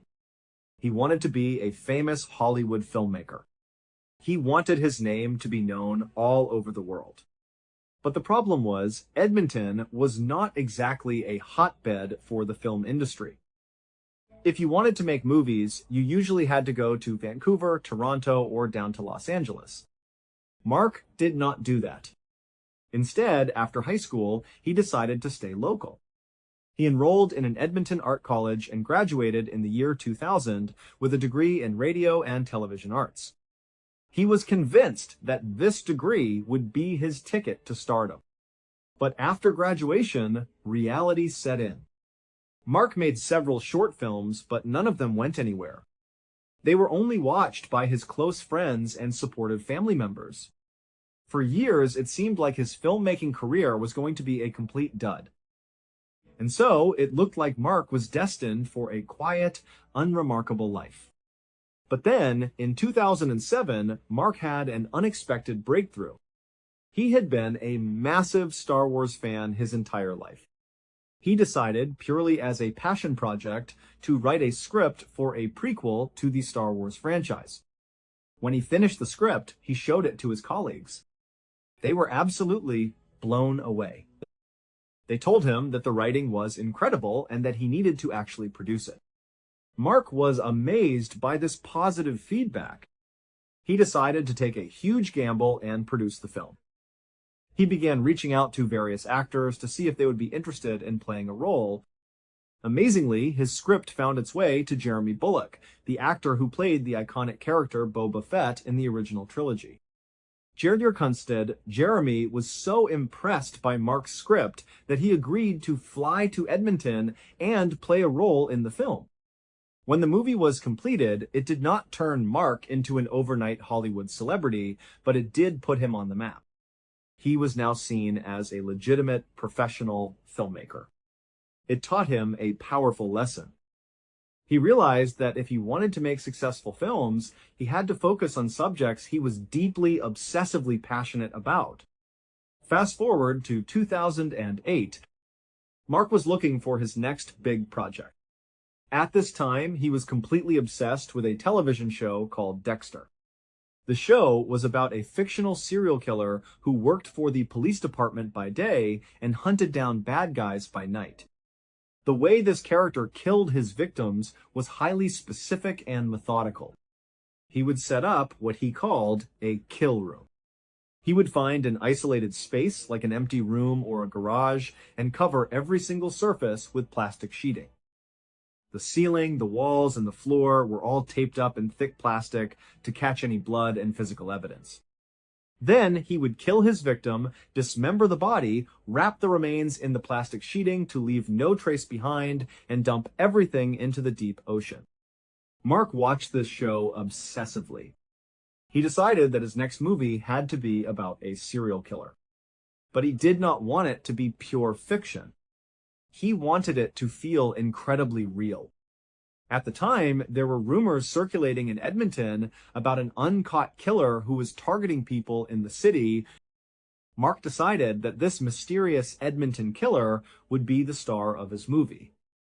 Mark spent several weeks doing intense research on real-life killers, their victims, and how police investigated these cases. He wanted his script to be mathematically perfect.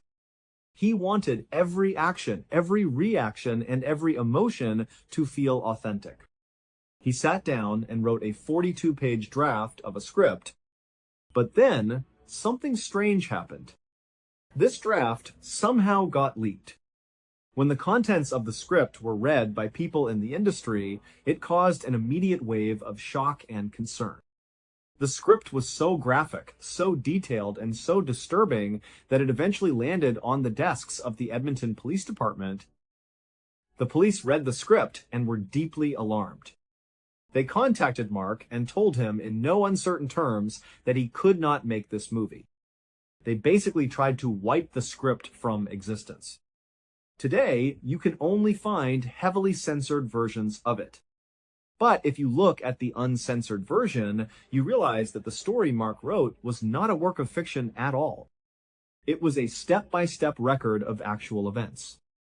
And to understand what was really in that script, we have to look at the lives of the ordinary men who crossed paths with Mark. In early October of the year 2008, a 26-year-old man named Giles Tetreault was living alone in Edmonton. Giles was a gentle, soft-spoken guy who worked as a security guard at a local casino. He was a hard worker and a good friend, but his personal life had recently been completely shattered. A few months earlier, his wife had sat him down and told him that she did not love him anymore. She packed her bags and left.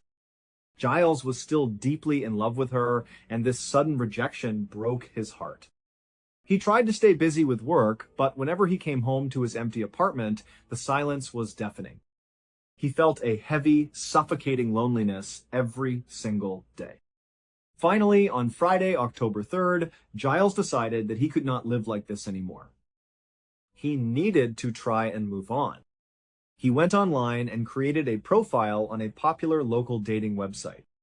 He started scrolling through the profiles of women in the Edmonton area, hoping to find someone he could connect with.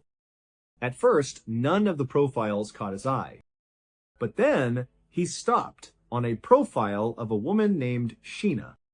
She was a beautiful, young, blonde woman who lived right in Edmonton. Giles took a deep breath and sent her a polite message to introduce himself. To his surprise, she responded just a few minutes later. Over the next couple of hours, the two of them exchanged dozens of messages. They talked about their lives, their interests, and their plans. Giles felt a spark of hope that he had not felt in months. He was finally smiling again. Eventually, Sheena sent a message saying that since they lived so close to each other, they should meet up that very night for dinner and a movie. Giles was thrilled. He immediately replied and asked for her address so he could come pick her up. But the problem was, Sheena did not want to give him her address. She explained that she felt uncomfortable sharing her actual home address with a stranger on a dating website. Giles understood this. It made sense for a woman to be cautious when meeting a man online. Instead of an address, Sheena sent him a highly specific, customized set of directions. She told him to follow a route of well-known local landmarks in a suburban neighborhood of Edmonton. She said that when he reached the final landmark, he would see a detached two-car garage in an alleyway. She said that one of the garage doors would be partially open. Giles was instructed to walk under the open garage door, walk straight through the garage, go out the back door, cross the backyard, and meet her at the back steps of her house. This was definitely a strange way to meet someone, but Giles rationalized it. He figured she was just taking extra safety precautions. He agreed to the plan, freshened up, got dressed in his nice clothes, and got into his truck. Giles followed the landmarks perfectly. After about 15 minutes of driving, he turned into a quiet alleyway in a suburban neighborhood. He looked to his right and saw the detached garage. Just like Sheena had said, one of the garage doors was open, though it was only raised about halfway. He would have to duck down to get inside. Giles parked his truck and stepped out. He tried to look over the top of the garage to see the house behind it, hoping to catch a glimpse of Sheena waiting for him, but the garage was blocking his view. He thought about how close he was to finally starting a new chapter in his life. He walked over to the open garage door, bent down, and stepped inside. As soon as he stood up inside, he realized it was pitch black. There were no lights on. But there was some light spilling in from the alley behind him, and as his eyes adjusted, he noticed something incredibly bizarre. Virtually every single surface of the garage was covered in thick plastic sheeting. The walls, the ceiling, and the concrete floor were all wrapped in plastic. Giles had no idea why a garage would be set up like this. He thought maybe she was doing some home renovations or painting. He did not let it bother him. He focused on the door at the back of the garage that led to the yard. He walked across the plastic-covered floor, reached out, and put his hand on the doorknob. But before he could turn it, a blinding, agonizing pain shot through the back of his neck. Giles whipped around in shock. Standing in the darkness right in front of him was a massive man wearing a black and gold hockey mask. The man was holding a heavy stun baton. Before Giles could even comprehend what was happening, the masked man lunged forward and rammed the stun baton directly into Giles's stomach, pulling the trigger. The electrical current surged through Giles's body. He collapsed onto the plastic floor, his muscles locking up in agony. The attacker let go of the trigger, and Giles, driven by sheer survival instinct, scrambled to his feet and tried to run toward the exit. But when he turned around, he stopped, dead in his tracks. The masked man was blocking the only way out, and he was now holding a handgun, pointing it directly at Giles's head. The masked man barked at Giles to get on the ground and put his face down. Giles was completely terrified. He knew he was defenseless, so he complied. He lay down on his stomach on the cold plastic sheeting. The attacker walked over, pulled out a roll of heavy duct tape, and placed a thick strip of tape over Giles's eyes, blinding him. As Giles lay there in the dark, his mind began to race. He thought about his ex-wife. He thought about his parents and his friends. He realized with absolute horror that he had not told a single person where he was going tonight. If this man killed him right here, no one would ever know where to look. He would simply vanish off the face of the earth. Then he heard the metallic sound of chains or handcuffs being rattled nearby. Giles realized that if he allowed himself to be bound, he would never leave this garage alive. He decided that if he was going to die, he was going to die fighting. With a sudden, massive surge of adrenaline, Giles ripped the duct tape off his eyes, jumped to his feet, and faced his attacker. He yelled that he was not going to do this. The masked man was startled, but he quickly raised his gun. Giles lunged forward and grabbed the barrel of the weapon, twisting it away from his body. As soon as his hand touched the gun, he realized something incredible. The gun was made of lightweight plastic. It was a fake. This realization gave Giles a massive boost of confidence. He grabbed the attacker's arms and tried to trip him, but the masked man was much larger and stronger. The man delivered a brutal headbutt right to Giles's face. Giles fell to the ground, and the attacker jumped on top of him, raining down heavy punches and slamming his head against the concrete floor repeatedly. But Giles was so high on adrenaline that he barely felt the pain. He struggled wildly, twisting and turning, until he managed to wriggle out from under the giant. He scrambled toward the half-open garage door, but the attacker grabbed him by his jacket. Giles twisted his body, slipped right out of his jacket, and rolled under the garage door into the alley. He was free, but his legs suddenly felt like lead. The effect of the stun baton was finally catching up to him, and he collapsed onto the dirt. Before he could crawl away, the attacker's hand reached out from under the garage door, grabbed Giles by the ankle, and began dragging him back inside. Giles kicked wildly with his free leg, screaming for help at the top of his lungs. He managed to break the grip, got to his feet, and ran down the alleyway. He ran past his truck, too terrified to stop and look for his keys. He ran until he reached a paved walking path where he collapsed, exhausted and bleeding. Just then, he saw a young couple walking toward him. Giles pointed down the alleyway and screamed that a man was trying to kill him. But then, the masked man walked right out of the alley. He was still wearing the hockey mask, but he walked with a calm, casual stride. He walked right up to Giles and the couple. He did not look panicked at all. Instead, he chuckled and said that Giles was just making a big deal out of a harmless game. He called Giles by the name Frank and told him to stop messing around and come back to the garage.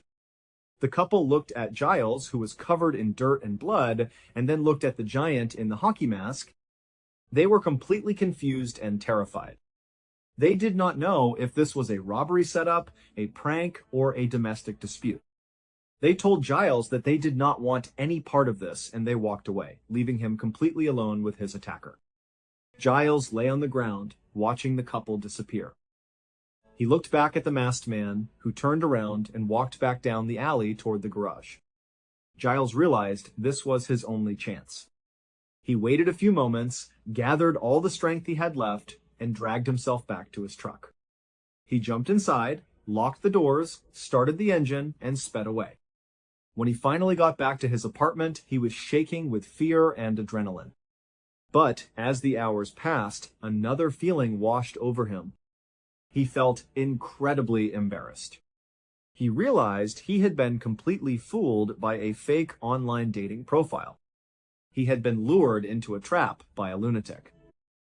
He convinced himself that since he had escaped, and since he did not actually know who the man was, there was no point in involving the police. He was ashamed, and so he decided to keep the entire terrifying ordeal a secret. He resolved to never speak of it again and try to move on with his life.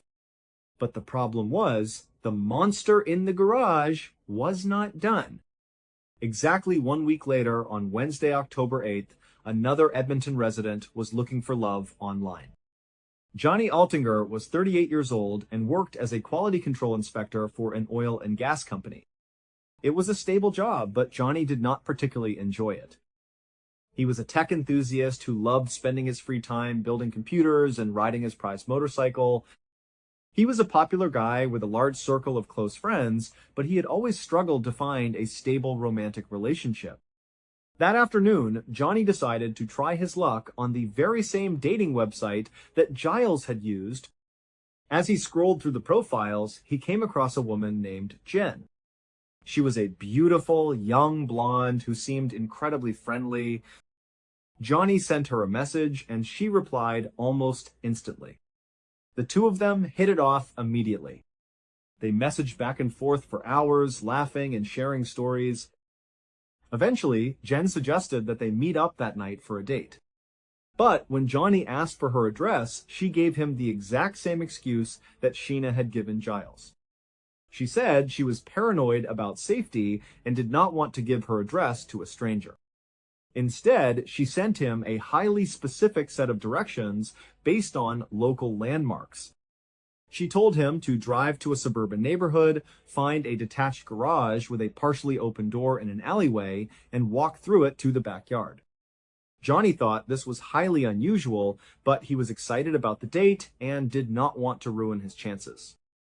However, Johnny was a cautious man. Before he left his apartment, he took the email containing the strange directions and forwarded it to one of his best friends, a man named Bobby Woodard. Johnny attached a lighthearted note that said, in case he went missing tonight, this was where he was going.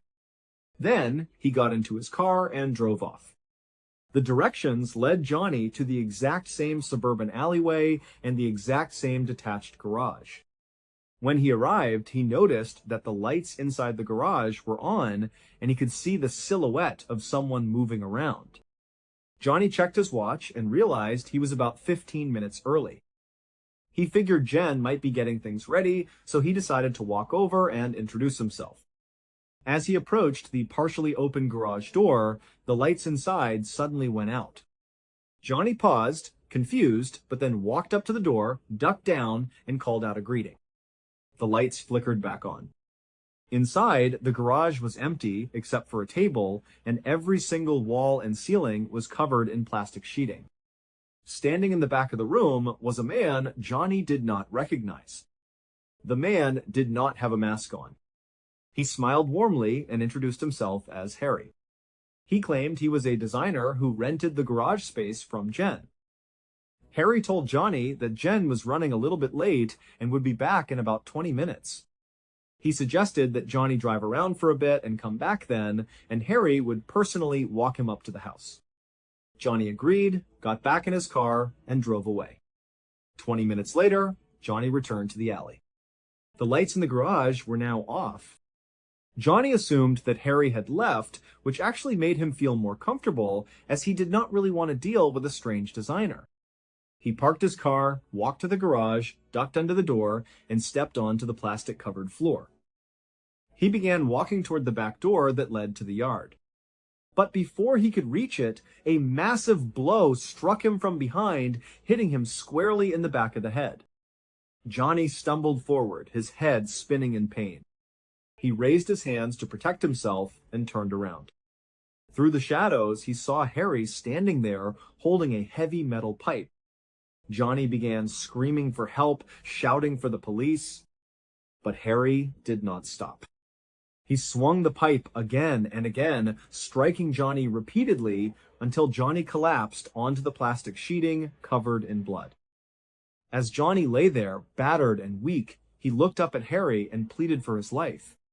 He told Harry that he would give him all of his money, anything he wanted, if he would just let him go. Harry looked down at him, smiled, and asked if Johnny promised not to tell anyone if he let him go. But before Johnny could answer, Harry brought the metal pipe down hard on Johnny's face. Johnny, driven by pure survival instinct, managed to grab the end of the pipe, holding onto it with all of his remaining strength to prevent another blow. Harry grew frustrated that this man was still fighting back. He reached down to his hip, unsheathed a heavy hunting knife, and held the blade right in front of Johnny's eyes. Johnny froze in terror and let go of the pipe, begging for mercy. Harry pulled the knife back and plunged it deep into Johnny's stomach. Johnny let out a horrific scream. Harry then drove the knife into the side of Johnny's neck, holding it there until Johnny stopped moving and bled out onto the plastic. As Harry stood over the lifeless body of Johnny Altinger, he did not feel remorse. Instead, he felt a strange disappointment. He thought to himself that he should have played more psychological mind games with his victim before killing him, and he resolved to do that with his next target. Harry then proceeded to systematically dismember Johnny's body. He placed the remains into heavy plastic bags, rolled up all of the plastic sheeting from the walls and ceiling to trap any remaining forensic evidence, and loaded everything into the trunk of his car. A couple of days later, he drove to a nearby storm drain and dumped Johnny's body parts and the plastic down into the sewer system. But the problem was, Johnny Altinger was a man with a tight-knit group of friends who cared about him deeply. When Johnny did not show up for work the next day and did not answer any phone calls or text messages, his friends immediately knew something was wrong. They went to his apartment and found his prized motorcycle parked outside. Johnny would never leave his motorcycle behind if he was going somewhere.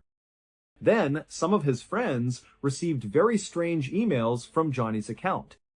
The emails stated that he had met an incredible woman named Jen and that they had impulsively decided to pack their bags and go on a long vacation to Costa Rica together. The email said he would send for his things later. But his friends were highly suspicious. Johnny was a computer expert who wrote with flawless grammar, and these emails were littered with spelling mistakes and unusual phrasing. Furthermore, he would never just abandon his life and his friends for a stranger. At this point, Bobby Woodard remembered the email that from Johnny had forwarded to him on the night of his disappearance. He found the email with the highly specific landmark-based directions to the garage. Bobby immediately took this email to the Edmonton Police Department. The detectives recognized the gravity of the situation. They followed the exact landmark directions listed in the email, weaving through the suburban streets until they arrived at the detached garage in the alleyway. They ran the property records and discovered that the garage was being rented by a young local filmmaker named Mark Twitchell. The police contacted Mark, and he agreed to meet with them right away. He was incredibly polite, calm, and cooperative. He explained to the detectives that he was an independent filmmaker and that he had rented the garage to use as a set for a movie he was shooting. He even showed them his equipment and props, explaining that the movie was a horror film about a serial killer. He claimed he had never met anyone named Johnny Altinger. But then, the detectives made a highly suspicious discovery. They found Johnny's red passenger car parked on a residential street remarkably close to Mark Twitchell's residence. When they asked Mark about the vehicle, he had a very convenient story ready to go. He claimed that a few days earlier, an unknown man had approached him on the street out of nowhere and offered to sell him the car for an incredibly low price because he was moving out of the country immediately and needed quick cash. Mark claimed he bought the car on the spot with cash. The detectives did not buy this bizarre story for a single second. They immediately obtained search warrants for Mark's home, his vehicle, and the rented garage. Even though the garage had been thoroughly cleaned and scrubbed down, forensic investigators used specialized chemical sprays like luminol, and they found significant traces of human blood on the floor. But the most damning piece of evidence was found when digital forensic experts began analyzing Mark's personal laptop. Deep within the hard drive, examiners recovered a deleted 42-page document. The document was titled SK Confessions. The letters SK stood for serial killer. The document did not read like a normal movie script. It began with a chilling statement explaining that this was the real-life record of the author's progression into becoming an actual serial killer. As the detectives read through the pages, their jaws dropped. The document detailed, step by step, how the author had set up a garage with plastic sheeting to create a perfect kill room, just like the character in the television show Dexter.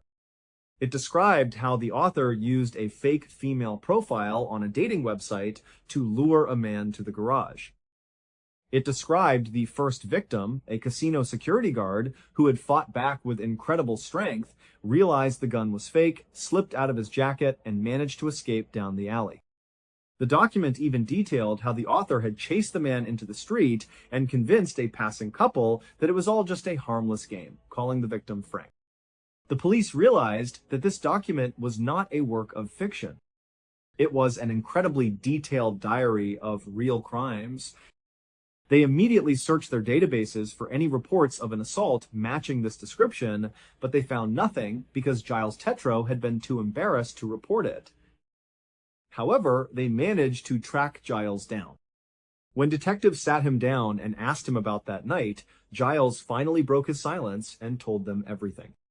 His real-life experience matched the recovered document perfectly, down to the smallest detail. This was the final piece of the puzzle. The police realized that Mark Twitchell was not just a filmmaker writing about a killer. He had actually become the killer. He wanted to experience the act of murder firsthand so that he could write about it with absolute authenticity. He believed this twisted dedication to his craft would make his movie a masterpiece and launch his Hollywood career. Mark Twitchell was arrested and charged with first-degree murder and attempted murder. His trial in 2011 became one of the most highly publicized and sensational cases in Canadian history. During the trial, the prosecution presented the SK Confessions document as a literal step-by-step diary of Johnny Altinger's murder. Mark took the stand in his own defense.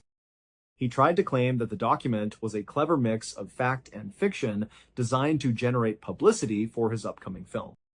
He admitted to killing Johnny Altinger, but claimed it was a tragic accident. He argued that Johnny had become angry and attacked him when he realized the date was a setup and that Mark had only defended himself, but the jury did not believe his lies. The overwhelming physical evidence, the plastic-lined room, the fake dating profiles, and the testimony of Giles Tetreault proved beyond any doubt that this was a cold, calculated, and highly premeditated murder. The jury found Mark Twitchell guilty of first-degree murder, and he was sentenced to life in prison with no possibility of parole for 25 years. This case leaves a deep, lingering chill. It makes us realize how incredibly thin the line can be between imagination and real-world evil. Johnny Altinger was just an ordinary man looking for connection, and his life was brutally stolen by a man who valued fame and artistic authenticity over human life. But Johnny's final smart act of sending those directions to his friend ultimately brought down a monster and saved countless other innocent lives. And for Giles Tetreault, the survivor, the memory of that dark garage and the hand grabbing his ankle will always remain a haunting reminder of how close he came to vanishing forever. This case is a reminder that obsession doesn't always look dangerous until it crosses a line you can never come back from. Johnny didn't get a second chance. Giles barely did. If you want to dive deeper into stories like this, there's more waiting for you. Until next time.